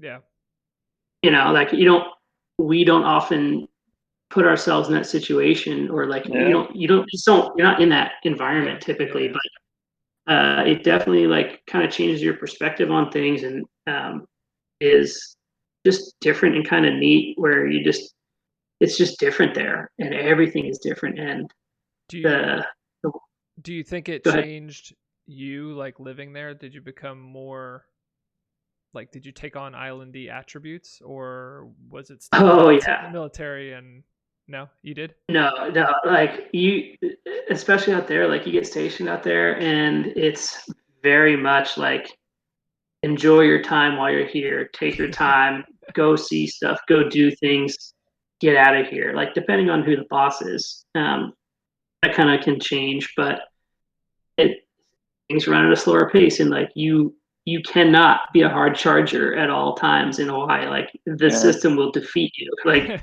things aren't going to get done. Things will take longer. It'll be more expensive, and Yeah. as long as you just like look, if you just like look at your commute and how beautiful it is, like that'll change. That'll change a lot for you. So Yeah. there is such a thing as island fever, and like towards the end, just with how like tumultuous the COVID thing made it, like we were like we need to get out of here. Like I love Yeah. this place, but Yeah, yeah. I need to leave. Like I was not homeless, but I sold my home in February and I didn't Yeah. leave until middle of July. So Yeah.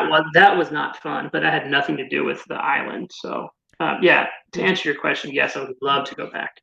did you get the thing like cuz when I lived in California it was like it never rained and so when it did rain that one time it was like everyone is just depressed and like what's going on here like your whole day is kind of shot. Did you get that kind of with the weather or is the weather Doesn't always it rain every day? It rains like every day. Is that what it is? Like, Yeah. Yeah. yeah, it'll come through and get you. And then from in the winter, like November or so, it could rain like and be overcast for like a while. Oh really? Okay. So yeah, But and did the it nice doesn't get weather terribly and the hot. beach like did it soften you up a bit? I never want to be cold again. And so Right, right, that's what I was the looking other for. Yeah. so the other part of Matt's question is like, do you want to go back? Are you done with it? Whatever. But like part of the deal that Kendall and I made is like we're going to live in Colorado. That's just how it's going to be. Like her family is way younger than mine. Mhm. Like her parents, her siblings. My sister doesn't want to have kids. Her sisters probably will have kids. So there's a lot more pulling us out that way. And like I enjoy skiing and outdoor stuff and all that. So I can like the trade of like I Yeah. don't get to live in Hilo and like have this ridiculous like McConaughey idyllic life. That like I trade that for like yes I Yeah. get What? So to have my wife and my family and all that. the wise John Kapler actually said this. He said, usually you end up at the wife's parents' location. That's where you end up settling down. Because I'd always be like, you should move out to Dallas. What's Richmond really doing for you? And he's like, we got to be close to his parents, but Yeah. more so Savannah's family. Yeah, and Denver's amazing. So there's Yeah. like I'm stoked for that. Like we were out there to pick up the dog, and we climbed a 14,200-foot mountain. So that's like a weekend there. That's like a typical Saturday for their family, and they have just like so much stuff to do out there. So it's not a bad place to be. I'm really excited about it. Like Mhm. it's nice to be able to like imagine like me in my 40s or 50s. Like I can see it. There's a vision. Like I can picture it in my head, like where I'll be, what we'll do, Yeah. that kind of stuff. And that's a really cool place to be in life where, that's kind of what you're looking for in your early 20s, mid 20s, or wherever you're at, where you're like, what is it going to look like? What's it going to feel like? Yeah. And like being married now and like seeing the places and like knowing the people and stuff, like, okay, this will be cool. So yeah, I'm really excited for it. But That's it though. And like Kapler is saying that, and I think that's probably what inevitably happens. But for all of us a little bit, and homie for you especially, like being able to check all those boxes of living in all those different places makes it a lot easier to go to somewhere like Denver and be like, look, I've experienced all these other things, Yeah. and I know you're not gonna be there and be like, man, I wish I would live in Hawaii at some point, or I wish I would. Like that's what New York is like. I love Yeah. New York in a lot of different ways, and living in the city is cool. But like the thing I think is the most valuable thing is being like, I've experienced this.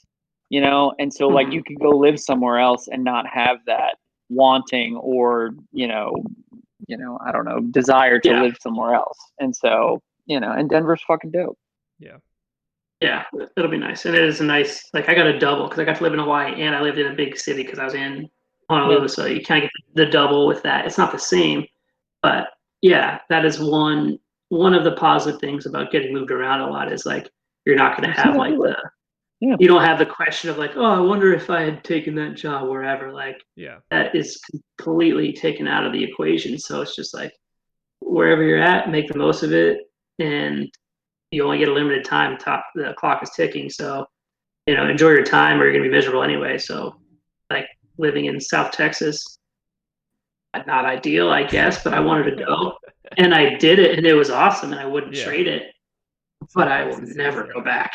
Yeah. I will No, never yeah, go fuck back that there willingly. It was fun though, Yeah. and living in Texas was cool. Shout out to Buc-ee's, one of the great gas station chains there ever was. Number one is Wawa, of course, but no one else M2. knows that.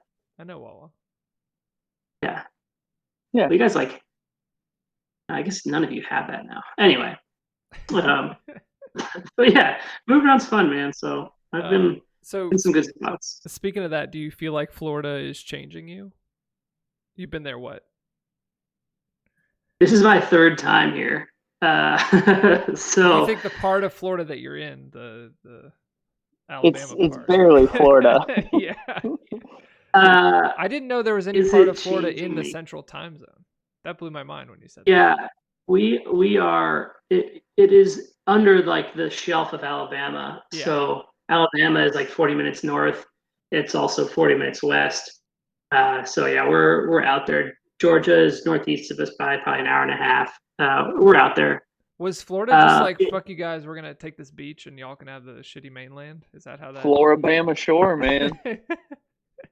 I would have to look back in like the French and Indian War, Spanish American War, kind of to figure it out. Louisiana Purchase is The absolutely Louisiana, yeah. involved in Yeah, this. yeah. Teddy Okay, Roosevelt, okay. man. But I don't know. I don't know the answer as to why, because it's a straight line above us. There's no Yeah. river. We're on the west. There is a river, but I don't know the answer to why Florida goes so west. But I can assure you, it doesn't need to. Like they could have chopped it off at Tallahassee and called Yeah. it good. And like Yeah. this is just Alabama. Yeah.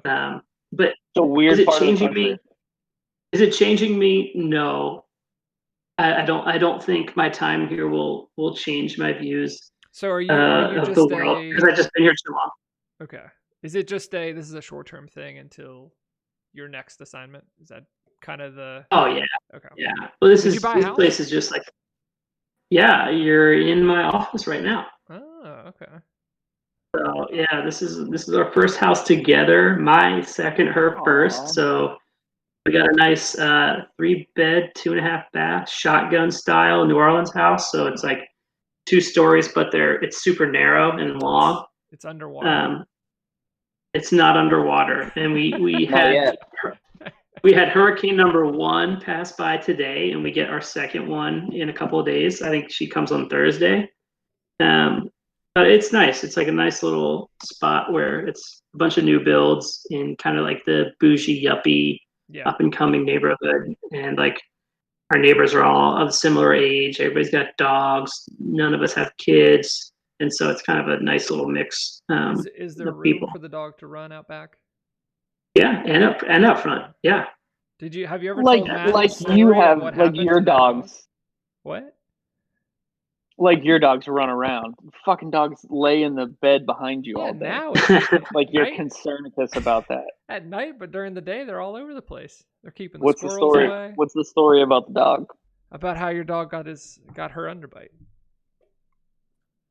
Oh, my dog. Oh, Yeah, so yeah. All right. So she's a beautiful golden retriever, and A her real family dog. is from. See, Mike, that's a real dog. okay. That's what a dog not, is. Let's like, not just say offensive things just to say offensive things, all right? Yeah. So she's a golden retriever. She's a beautiful dog. Her parents, so Kendall's parents, have very fine taste in golden retrievers. They've had a bunch of them.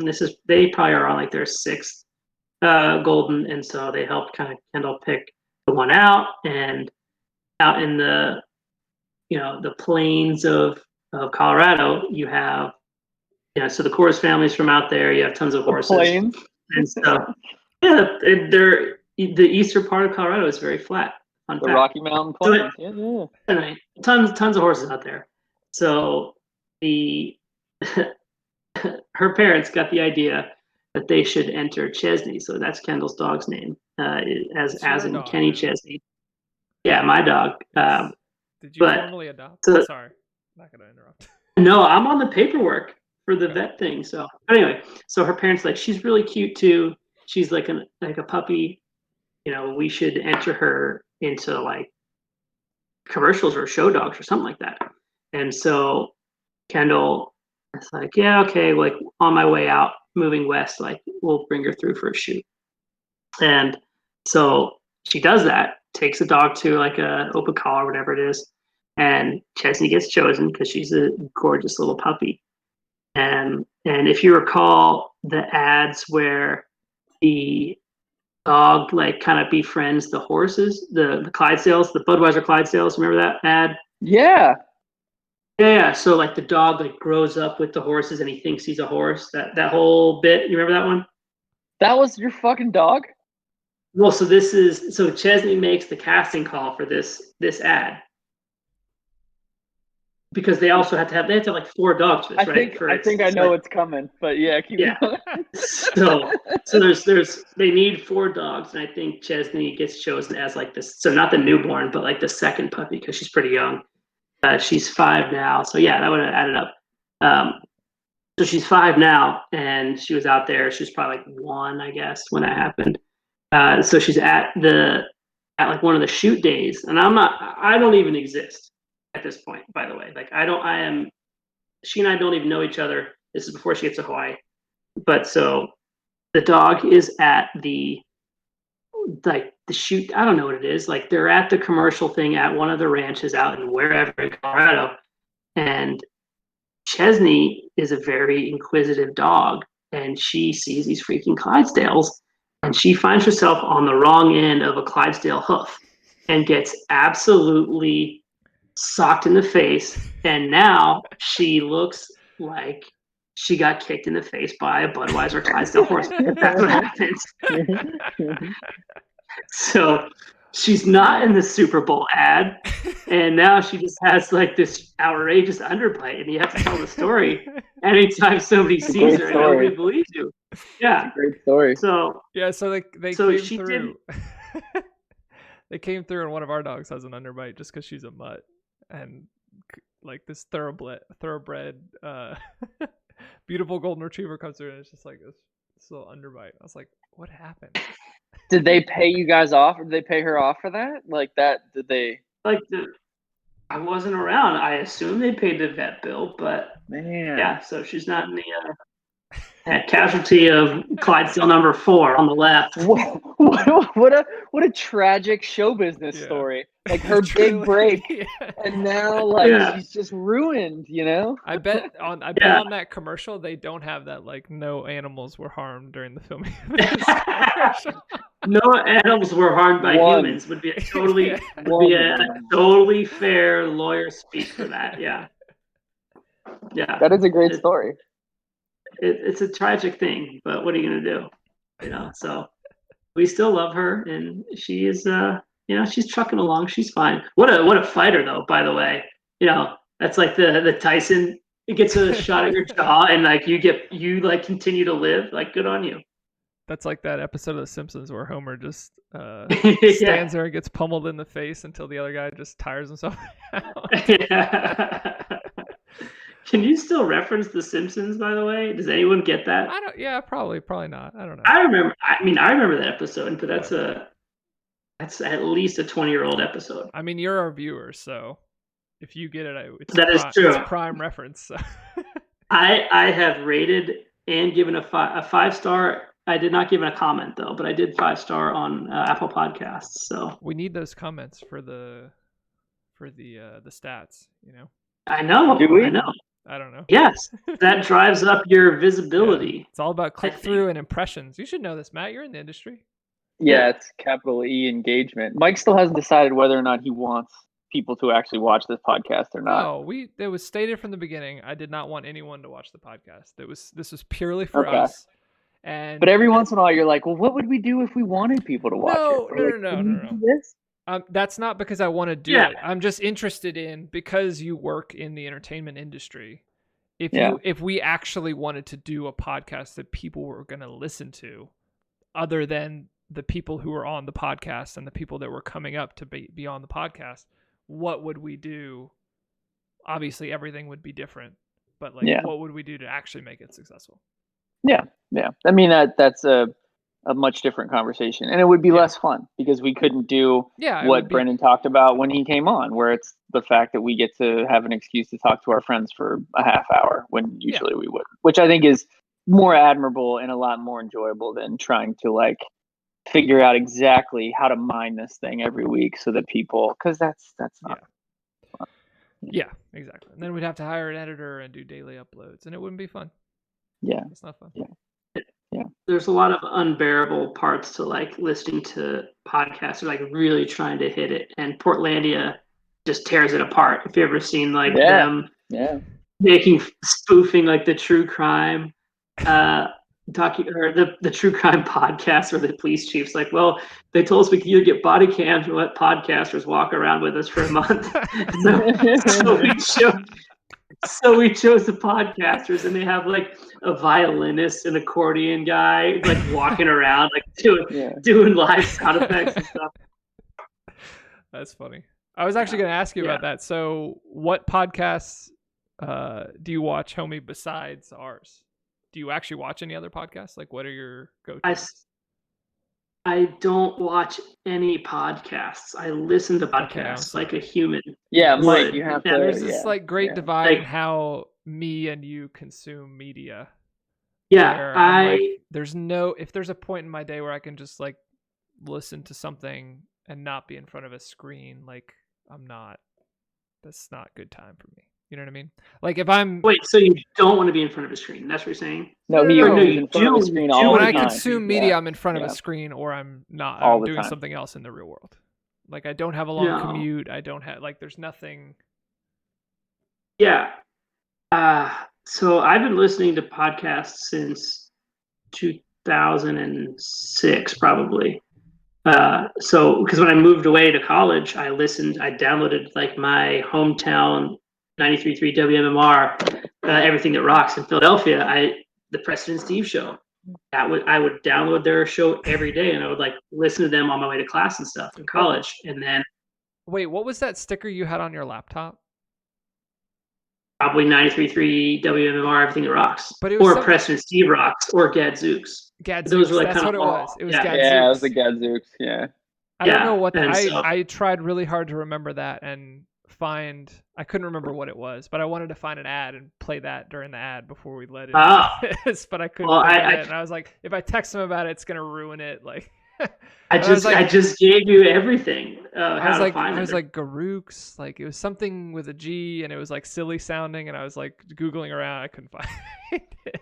Yeah, that was it was a throwaway line in a bit that they had on their morning radio show, and it on that show at least, when it was kind of a very cultish following, and the callers would call in and they would give them not hey Mike, how you doing? It would be hey Gadzooks guys, or they would give you lines, so the callers would give you lines from previous bits.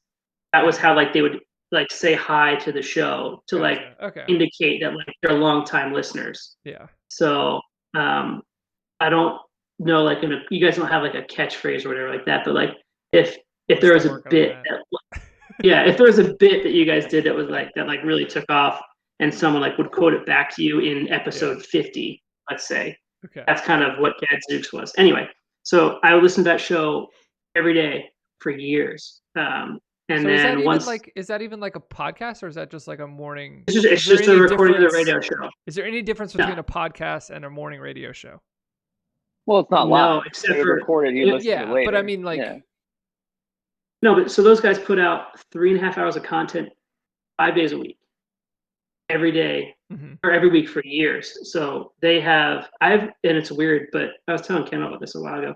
I've heard those guys speak more than probably anyone on earth because I listened to Yeah. them for like, let's say Huh. 8 years, 8 years, 3.5 hours a day. So do the math So on like, that. And I've listened to them. is your personality?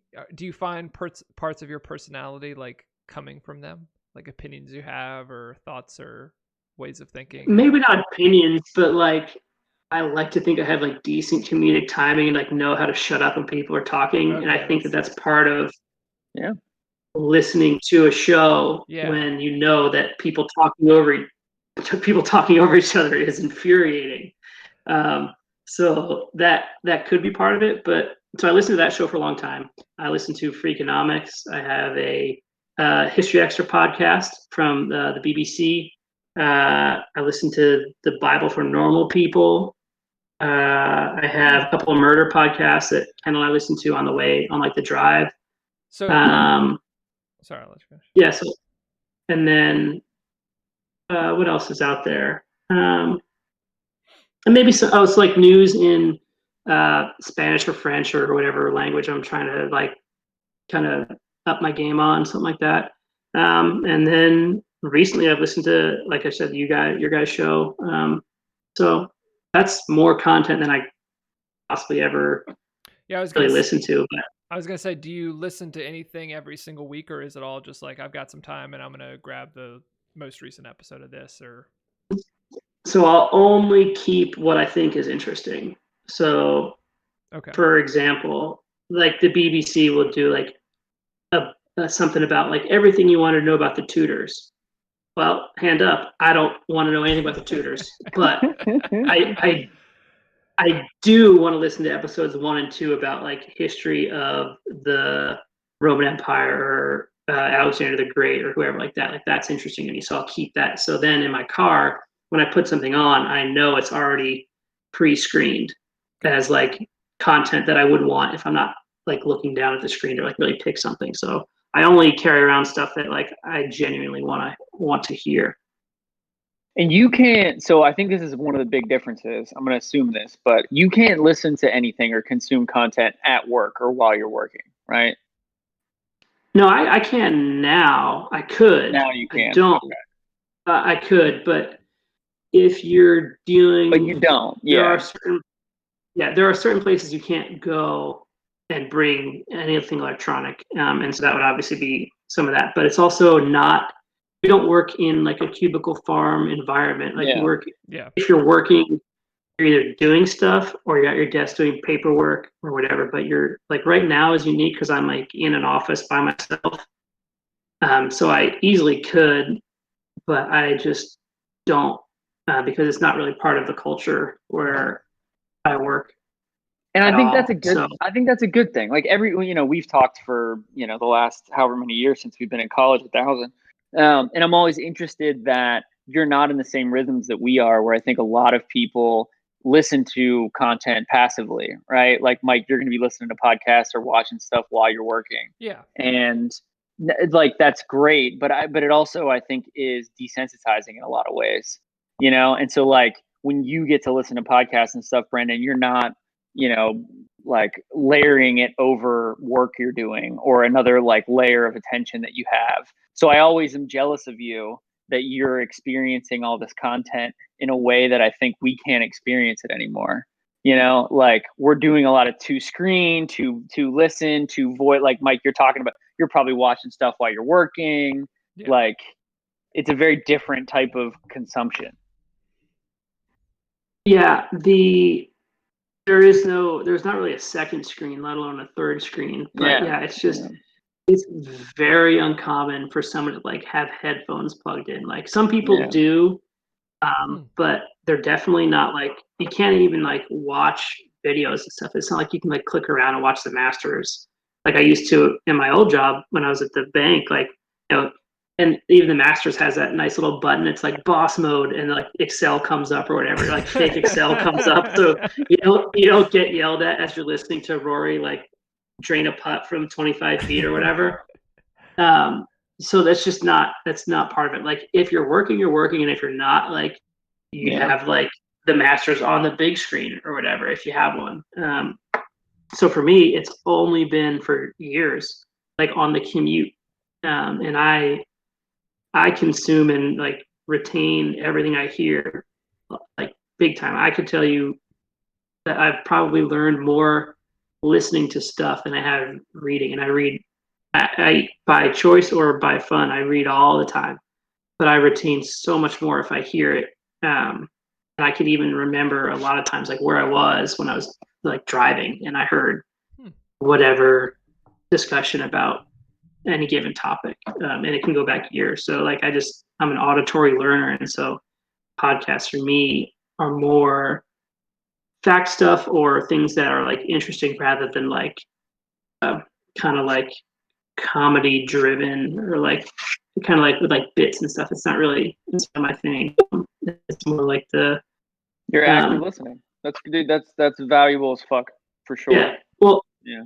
It's weird to realize that, or like Kendall is not that way. She's a passive listener, and like she'll just like consume stuff and like take it or leave it. And kind of Mike, you were talking about a while ago about like Caitlin like scrolling through her phone when you're watching a movie or whatever like that.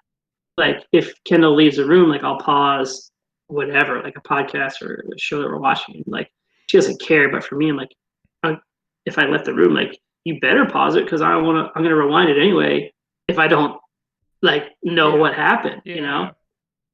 So, but that's just not the same.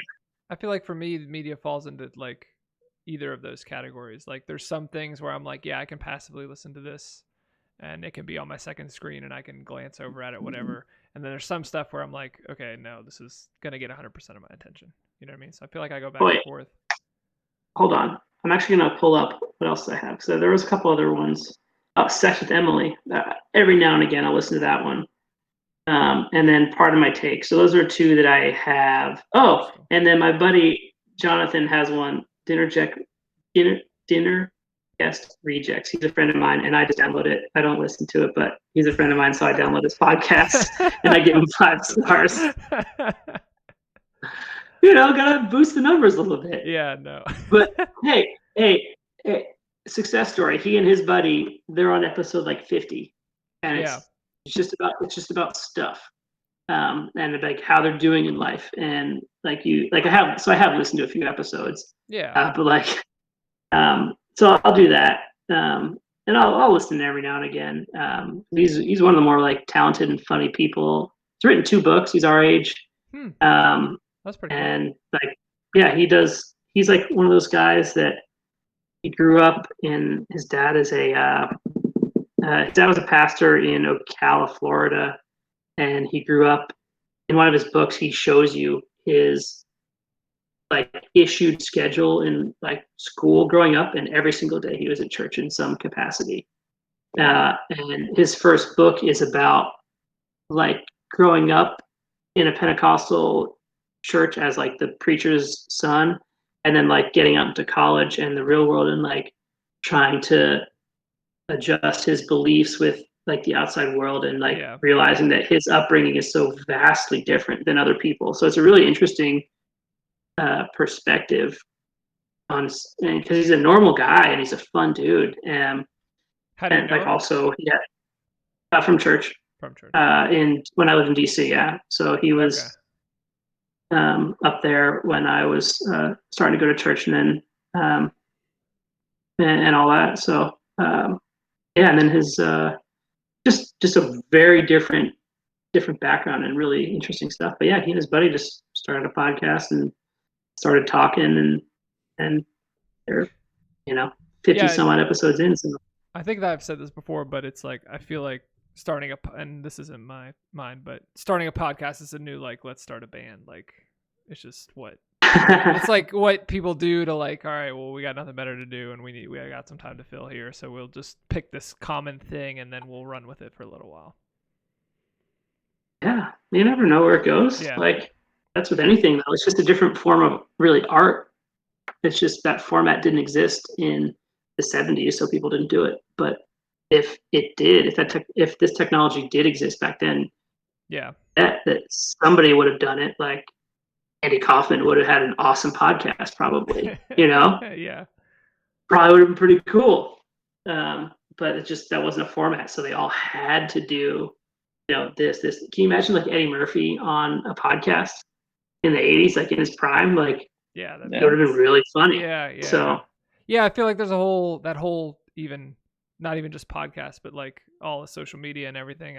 It gets said a lot, but like imagine if Michael Jordan had Twitter, like how his career would have gone. Like it would have been a lot different, right? Just because it wouldn't have been great. Oh, hold on. Let's stop on Jordan. Because I was thinking about you guys because I knew we were going to do this at some point. And yesterday we're doing the dishes, and I don't know how it came up, but Jordan came up, Jeter. So trying to explain. Okay. Oh, I was explaining how Jordan was the first like athlete billionaire, yeah. and Kendall was like, "Well, what about like Babe Ruth? Like he was really good, right?" And I was like, "Yes, he was." No, he don't laugh. I was like, he was really good, but that was a very long time ago in a whole different sports kind of environment. And so I was like trying to just explain who Jordan is. And I haven't seen The Last Dance, which I know was a huge thing a couple months ago, but like I know enough about Jordan and obviously grew up watching him just dominate in the 90s. And I had like the Jordan 23 Bulls like pajamas when I was a kid. Yeah, and yeah. like he was the man. And I was so pissed when we didn't, my dad, or it wasn't my dad's fault, but I didn't go see him when he came with the Wizards to play Sixers. And then that wasn't the game where Iverson made him look like a fool because Iverson was like the new dude and became the dude in Philly. But anyway, I was so mad that I never got to see Jordan live. But explaining like, so she knows who Michael Jordan is. She knows who Babe Ruth is. But then I was like, so Jordan, I was like, so you know Derek Jeter? And she's like, what? And so explaining the fame of Derek Jeter to someone who doesn't know is pretty difficult. If Michael Jordan's like a stretch, Yeah. to get to Jeter, that's also difficult. But like, I was like, so what about Tom Brady? She's like, yeah, I know who he is. He plays football. Yes, he does. I was like, all right, so how are we gonna connect these dots? I was like, and so you guys can tell me if this is fair or not. But I said that Leonardo DiCaprio is the fame equivalent and life equivalent of Jeter as an actor. Is that a fair statement? So, and that was also from the perspective of like, been with every famous person, every beautiful famous person there ever was. And then like you didn't really hear about it, but knew about it. And this is just trying to explain, like, I'm trying to justify Derek Jeter's like prominence as a famous human to someone who barely grasps like Jordan. And so is that her thing? Like actors though, was that the best? It was the best I could come up with. Okay. It wasn't like I don't know what would be. You're like stuff. You're reenacting the scene from Road Trip where one of the guys is trying to describe some historical event, but he puts it all in terms of like WWE wrestlers. You know what I'm talking about? I don't remember that scene, but I love that movie. He's like, yeah, and you know, the Undertaker is like Genghis Khan, and that he came in WrestleMania 6, and he, you know. Okay, well, like so, Jordan or Jeter would be like, or Brady. So those are the three athletes. So I was like, okay, so you know Michael Jordan and Brady, those like his two equivalents. She's like, what about Peyton Manning? It's like he's very good, but like Tom Brady is way better than he is. And I think it's the market. I feel like. What's that? It's the market that he was in. I think more than anything. Well, for Brady, it's the championships, and it's not even close.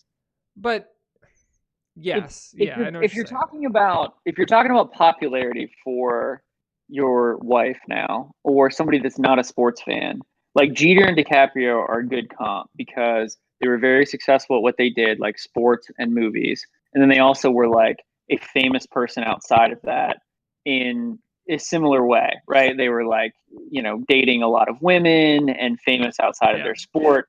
I DiCaprio was I in, think that's spot on. like big time famous movies. You could say like Scorsese was the Yankees. The Jeter was on the best, most famous team. DiCaprio was in like the best, most famous movies of the most famous director. The thing with Jordan that is like the notoriety of Jordan was also because of the shoes. So Yeah. Jordan was like a different level of famous athlete, championships, whatever. But then you're going to add into that the fact that he was the first branded athlete to do shoes. And so like if she's aware of Jordan as a brand outside of basketball, I guess not outside of it, but like in the clothing space, then I mean that's a whole different fucking level. But if you're just talking sports wise, Peyton crossed over in advertisements, but he never had like another complete, section of commerce that Jordan had. Jordan was really kind of singular in that. No one really ever else had that. But I like your Jeter DiCaprio comp. And so actually I used the Jordan shoes thing as because I was trying to explain. So once we got to Jeter, I was like, let's go back to Jordan. It's like, so Michael Jordan is so famous, so successful that, and after like trying to establish how important Jeter was to like baseball in the 90s and 2000s, I was like, Jeter was part of Jordan's brand, not the other way around. So like he's the dude. And she's like, is it because he came first? I was like, yes.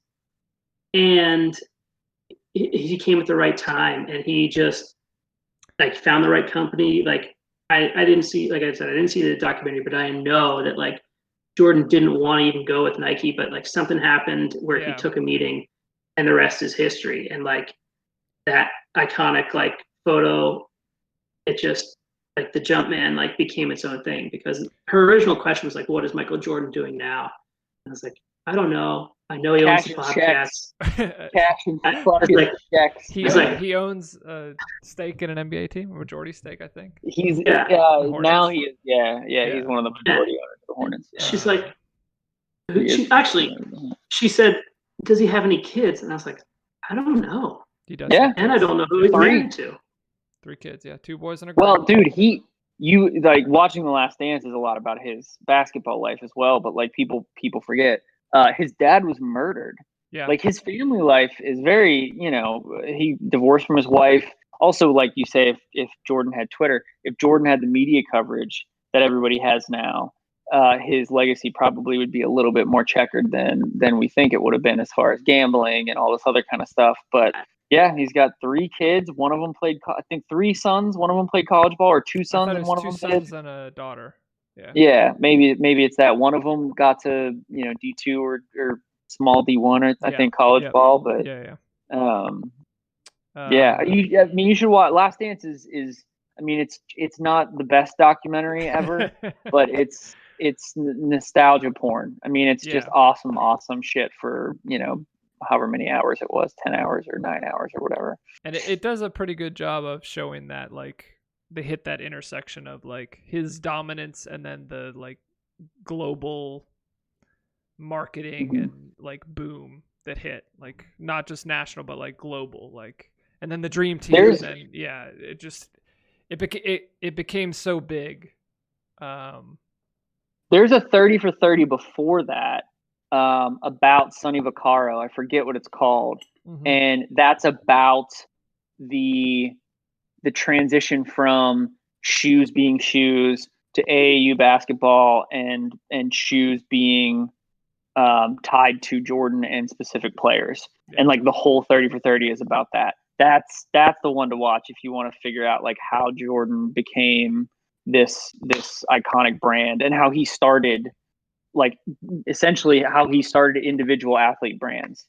Not him specifically, but he was kind of chosen to, and then he shepherded it.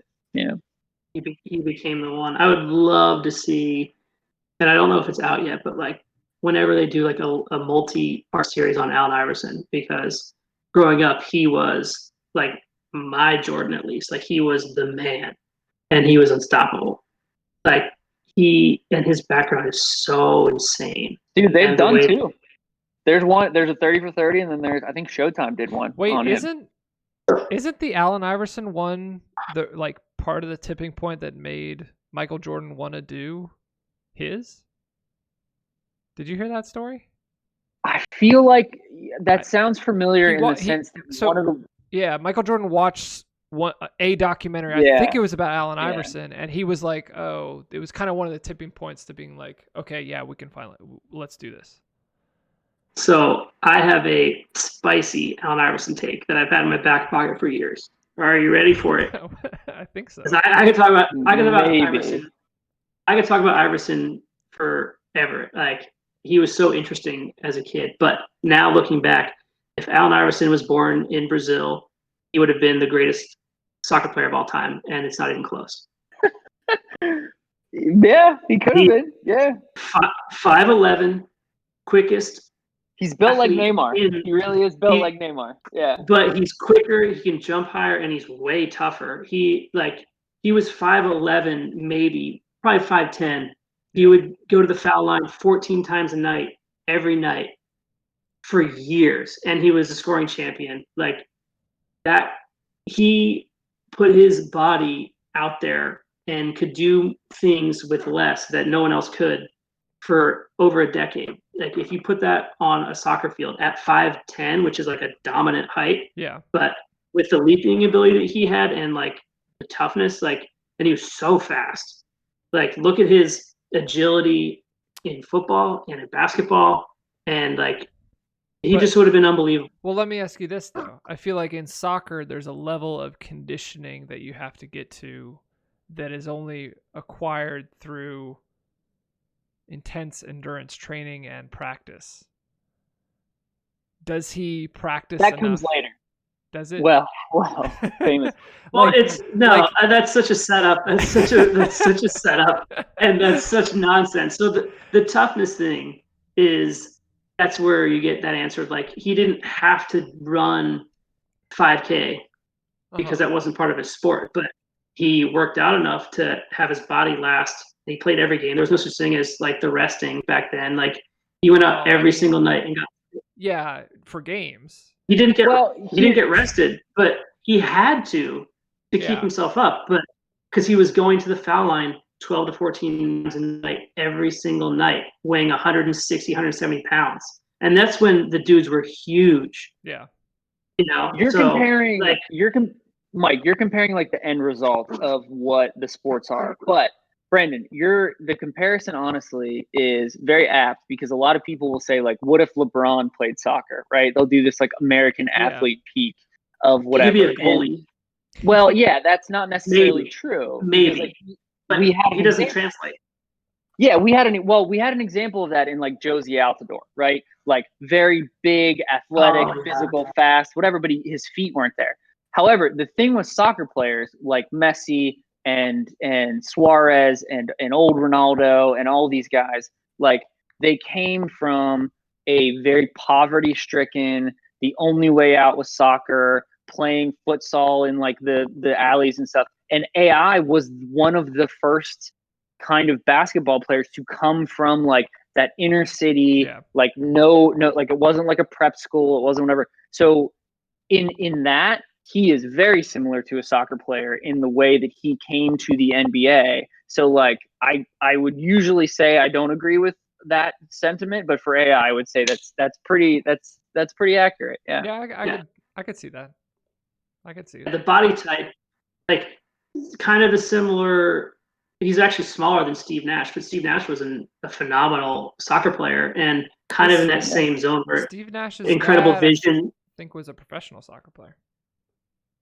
Yeah, so that's my huge Allen Iverson take is that Yeah, I'll he buy would that. be I'll buy that. unequivocally the best basketball player of all time. You heard it here first, and no one can prove it wrong. That's the best part about hypothetical takes. Now you're I doing like it. sports television. No, I like it. Yeah. Well, that's what my mom wanted me to be a freaking sports radio host because I would listen to sports radio growing up every night. And so, like, especially living in Philadelphia, like it's a parody of itself. Oh, but yeah. like, Yeah. Oh yeah. like Chuck from South Philly getting into his thing about Donovan McNabb, like I swear to God, if Dodson drops another ball, like those are real people, and I would listen to them every day. And my mom would think I was like this wonder kid because I would like know what the response was just because I'd listened to, you know, sports talk radio for so long. Like, oh, it's gonna, you know, if the pitching holds up, then the Phils are gonna be fine. Yeah, no kidding. Like every baseball team ever. But then they would say it, and I was like, you should be on the radio, Brendan. I was like, yeah, well, even then in 2000, what was that, 2004, I was like, I don't think that there's a great future in sports radio, Mom. I'm gonna do banking instead. Like at the time I didn't know like how media itself would morph, but that's not me at all anyway. Like I couldn't be like a take artist. I would hate myself so bad. It'd be tough. You But missed your my mom, calling. You're too busy defending our country, our freedom. I miss my calling. Oh my God. But You could have been a much more contributing member of society. I do have my list of grievances though, if you want to just like stick to the whole like disgruntled Philly thing for a second. Yeah, I think that'd be good. All right. Unless you had anything else, Matt? No, that's it. You could end it with this. This will be good. Yes. All right. So first on the list, and I'll just go right down the line. Mike, wheeled luggage as like the downfall of Western society. Yeah. I don't want to hear it. Okay. And you retracted it. You retracted I did retract it. that. But it like popped into my head, and yeah. No, you're right. make your brain unthink that and go back in time and unsay it because it's the most preposterous thing in transportation history of takes, I guess. Like Yeah. I No, don't it accept wasn't that good. at all. Wait, well, let me ask you this. Do you guys use wheeled luggage in the military? No. And it's frowned upon too, but it's because you can't take it on a ship. There's a reason. Wheels can't go on ships? No, it like they wouldn't roll. Space. And if they did roll, they would like when the ship rocks, it would like fly all over the place. It'd be a disaster. Yeah. You got to think about like the bad ship days, and like and the ship takes a roll. Everything that's not locked down Yeah. is going to just go freaking flying, and you never know when it's going to happen. So yeah, wheeled luggage does not work Okay. at all. So you just get those stupid green sea bags, and you deal with it. But yeah, so All right, what no, else you got? wheeled What else you luggage got? does not I'll work. chalk that one up. That's a W for me. Subway. So Subway. I don't know how normal people willingly choose to eat Subway. There is a Subway on every military installation in any country I've ever been. Ever. They're everywhere. Still? And I've only no, they have some contract. I don't know who booked it, but the military subways subsidize the rest of them. I swear, because That's it. That's the answer. you That's how they're still doing it. that's the cash cow, because there has been precisely 0 times I've consensually had Subway, but I've had Subway. even It's like like it's like a rape of a meal every time. okay, but like when you were in high school, High school, that's different. You're an idiot. yeah, but like yeah, Well, they invented before Quiznos, at least where I was from, the toasted sub or whatever. Like to get that done, that was the only place you could get it done, and that was like Wawa didn't do that. Oh, Any of the hoagie places didn't do it. So like we would bike to Subway specifically to get the toasted sub, and it was awesome. but they didn't But- toast it right. They just had that microwave thing that melted the cheese. Yes, and gave the nice little crispiness to the meat too, which is nice. Yes, but it was not a toasted experience. What is the difference between a Quiznos toaster and a Subway toaster? The bread hardens at Quiznos, Well, whereas it in was those also toasters motion. it It's moisturized and softened. Same Quiznos would go technology. through a conveyor belt. same Subway thing. was the microwave. Just- yeah, that was That was the that's whole idea of difference. Yeah. Quiznos. It was like it'll just move through. All right. It's like Cece's Pizza, which is an atrocity to pizza. How But dare you? what? You are in Florida right No, now, so I get that. Yeah, that's true. So yeah, so that's why Subway still exists, is because military bases all over the world, the people have no choice. Like I had the other day because I had nowhere else to go. That's interesting. Subway is wonder very if- often your I wonder if somewhere in their financial statements they break out their military revenue from everything else and if it carries. It'd be interesting. I've had it in Bahrain. I've had it in UAE. No, I didn't have it in the Philippines, but it was there. So That yeah, means that it's our out there. taxpayer dollars are paying for Subway. It doesn't not mean that. Like, yeah. So Right? I've also, like, side note, and I don't want to go down this road, but I've had Panda and Outback like more than 100 times each because of the military. Also, I'm a fan of Panda and so Outback, though. I wouldn't. I mean, I would complain after 100 times, but yeah, but it was like every day I had one of those two. I would slip and you get the same thing. You get your chicken, your brown rice, and your steamed veggies. Just trying not to be fat because Subway was it was the lunch meal. So it was just, yeah. wait, Anyway, wait. Fun Outback fact. Outback Steakhouse, right? Yep. What else? Founded What? by a guy who'd never been to Australia. Oh. Okay, so another fun, like, Kendall just didn't know this because she didn't know this, but I bought a Subaru. Wait, was that you, Mike? Who did I explain that Subaru is not an Australian company, but a Japanese company? We were talking about that, I think. So someone recently, like I said, like, yeah, I bought a Subaru, and something about how it's from Japan, and like, I thought it was from Australia. It's like, do you know that Outback also isn't from Australia? It's just this thing called marketing that they did, and they gotcha. So, for else, I want anyone who's listening at this point still actually to text me. Just let me know you heard it. But if you didn't know that Subaru and Outback are both not They're Australian, frauds. you need to turn yourself in. You're gonna tell me Okay. Olive Garden's not from Italy next? Jesus, man.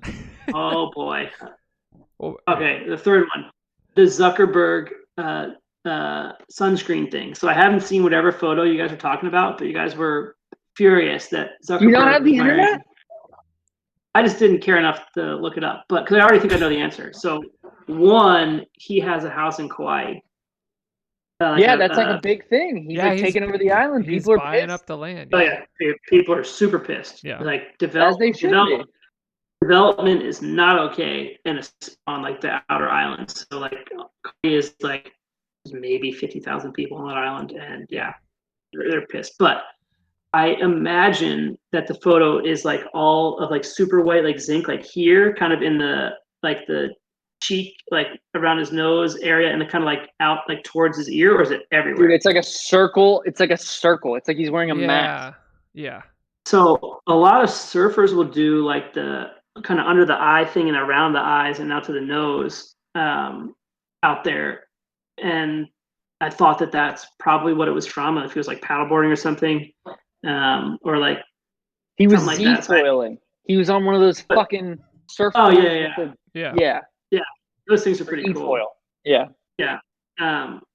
So yeah, he must have been in Kauai, and people kind of wear a lot of sunscreen because you get torched. Like, you can get sunburn on your retina out there if you're out there long enough. Yeah.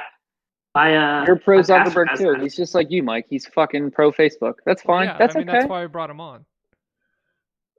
I am like, when you guys were talking about that, I was like, I've never given any thought to it, and we're not going to go down that rabbit hole right now. But I am Zuckerberg neutral because it's just like nothing. Well, if you're not against him, though, you're for him. I mean, he's on that level of cartoon evil at this point, I think. I just don't participate. Like, I have a Facebook, and that's it. So I don't have whatever else they own. They own Instagram, probably a bunch of other stuff. But like, I don't know. I haven't like considered Facebook in a really long time. So like, you guys are like having like real serious takes on Zuckerberg. I'm like, I don't know. Well, he's a thing in like common society. Like when you're consuming things every day, he's a point of inflection. So he's something to talk about. He's the Michael Jordan of young tech CEOs. I'll say it. You're so pro Zuckerberg. You don't even realize it. He's the Michael Jordan of. You love Zuckerberg. I mean, so he was the first like tech CEO that was like, "Hey, I'm not just gonna hand over my company, and I'm gonna own it all the way through, and I'm gonna become a billionaire." I don't know and I'm about gonna-" that. He was. I don't know about that. The He was. first one. I mean, the first the one first that became a shitty tech billionaire. CEO. He wasn't the first what tech about, billionaire. No. The first young tech billionaire that started a company and like saw it all the way through and like hit a level of popularity that he hit. You know what I'm saying? Like Probably Tom, Yeah, so- Tom that getting started more Mike's. specific as you describe it, but yeah, sure. Yeah. I mean, he had a movie made about him. yeah, What other tech CEO do you has a movie as an origin story movie Steve made about him? Jobs, Zuckerberg, Bill Gates, Steve Jobs might be the Richard one. Branson, Steve Jobs Hitler, might be hey, whatever. uh, I don't know. I thought. Never mind. What other gears is that? Is that all you got? Is that all your grievances? No, I do have a question, and it's an easy one. Is GChat still a thing? No, it's gone. It still exists, but people don't use it. Like Google Hangouts is still a thing, and you can still Gchat people, but I don't know anyone that's used it. They like shut GChat Okay. down, and then it was like, oh no, wait, it's not shut down. But I remember definitively like a day where it was like, oh, we can't GChat anymore, and I stopped, and I 'Cause haven't they- started back up since. They tried to push Google Plus, I think. They tried to, Yeah. to create a Facebook and make it exclusive and go with Yeah. that, and then they realized that And failed. Slack came in. Yeah. Yeah. Yeah. Okay, so I had to get Microsoft Teams today, and then I was thinking about doing this later, and I was like, well, we used to like back in the day talk on GChat all the Yeah. time. Yeah. That was and, big. yeah. and I was like, I wonder if that's still a thing, and Well, and no one I blocked. just don't know. No one blocked Gmail at work. You know, Yeah, because like a Yeah, lot of 'cause people all would the block Facebook. at IT work guys had for it. other- yeah. Okay. Are you ready for rapid fire questions? let's have it. Okay. If you could go back in time to your 6-year-old self with your current brain, would you? So when? So like, So let's your go back to brain- 1994, your 6-year-old self. or yeah. I'm 6 years old now. No. Your brain is teleported into your 6-year-old self's body at that time.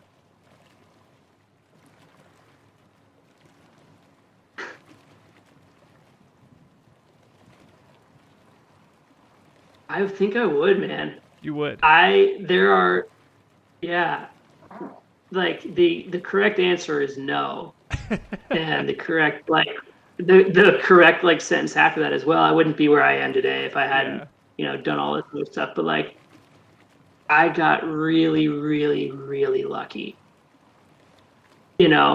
So, but And so actually, I guess that actually should change the answer to like take what you got and like get out. So let's reverse all that. But like, I stumbled into goodness at like every time that I easily could have messed it up, or like just by sheer chance. Now, it's not to say that couldn't happen again. But actually, now I'm thinking about it. Now you gotta let it ride. all right. No. but- Final answer. Yeah. Final answer. Okay. Final answer is no. We'll put it in the record book. Okay. Which Office character are you? Oh, what's his name? Michael. What's his name? David Wallace. That's a good answer. Okay, you're allowed to listen to one song before you die. What do you choose? I think you gotta go with "Don't Stop Believing," like Tony Soprano. Do you Go out have with a the legend. Do you have a favorite pair of underwear? Unless he didn't die. He did. He died. No. But I did just turn over. I did a full underwear purge. So I've done this with socks before, but take all of the socks that I own, and they're retired now. I am a firm And I'm a firm believer in and- the purge of those types of and elements. just redid everything. So I just bought 4 pair of bamboo boxers on Saturday from Caraloha because we have sheets that are bamboo and they're unbelievable.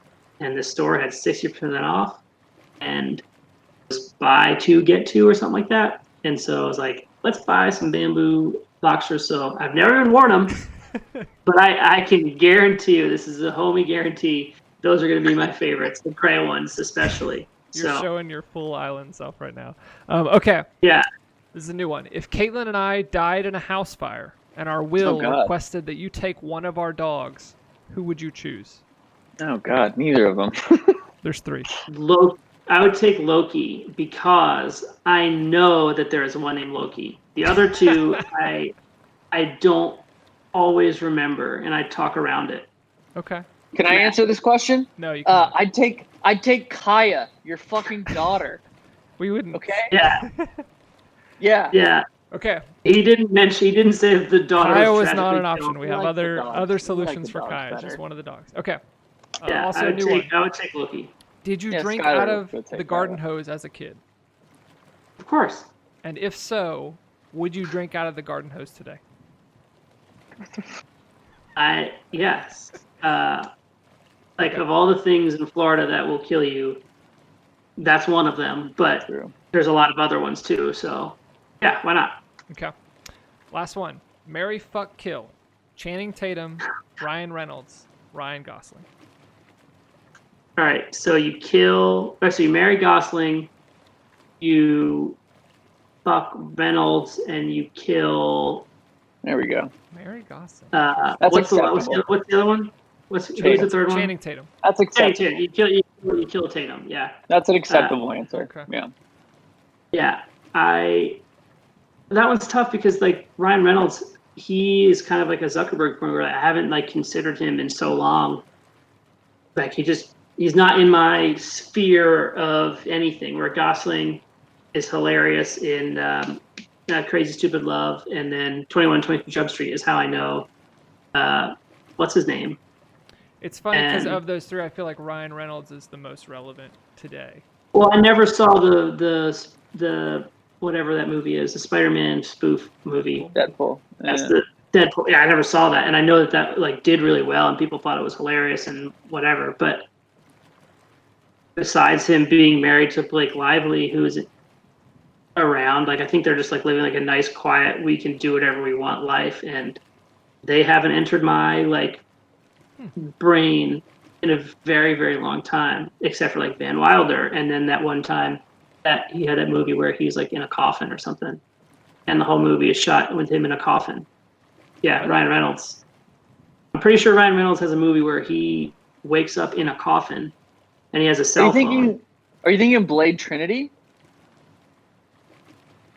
No, I never saw any of the Blades. So look up Ryan Reynolds IMDb, and there's a movie where he wakes up in a coffin buried like in the ground, and that's how the whole movie like that's where it all takes place. I'm fairly confident it's him, and if it's not him, you're gonna have to Google. This is So wait, that was, I 2010. think that was an ISIS video that the military made you watch. this is the homie dissonance that we have of like what is he seeing that actually is a thing. I've seen some stuff, but like that one is not. That is There's a a shred of 2010 reality. movie called Buried. Yep. Oh Who's my in it? God! Wow, really? The story is Is he about in it? Iraqi-based American civilian truck driver Paul Conroy, played by Ryan Reynolds, who's after being attacked finds himself buried alive. Yes. Budget Oh, that $2 sounds million. terrible. Box office $21.3 million. So it made money. It's a nice ROI. Yeah, that is. Wow. I mean that you only had to shoot inside the coffin, so I can't imagine the set Yeah. design or anything else would be that much. yeah, $1.5 million was for Yeah. Reynolds, and $500,000 was the production budget. Yeah, and so that's not to besmirch the good name of Ryan Reynolds, but he's just like not relevant, and so he got a nice spot though. He's been doing other non-acting stuff. I think He's been doing stuff. He's been doing stuff. Yeah, Yeah. he has a gin company Yeah. or a tequila company, and now he has a mobile company, like a mobile phone company, right? He's been around. There's- Yes. Yeah. Yeah. I wish we had time to fact check if Ryan Reynolds has a mobile phone company. He 'Cause does. I'm doing it right now. Is he behind Cricket Wireless? Like that's him. Like yeah. he does payday loan checks too. Like good Mint God, Mobile. is he a spokesman with like a Actor mini Ryan share? Reynolds has diversified his portfolio with purchase of an ownership stake in mobile wireless provider Mint Mobile. Wow. He sold that Never jet heard of company that. for like $600 million too. He's crushing it. Yeah, and I Yeah, for the other two, I honestly can't think of the last thing that they did. Well, That was a I good at answer to the least, like, question. have. Yeah. Thank you. All right, well, homie, thanks for coming on. It has been a pleasure, sir. Damn it. Thanks for having me, When do we- gents.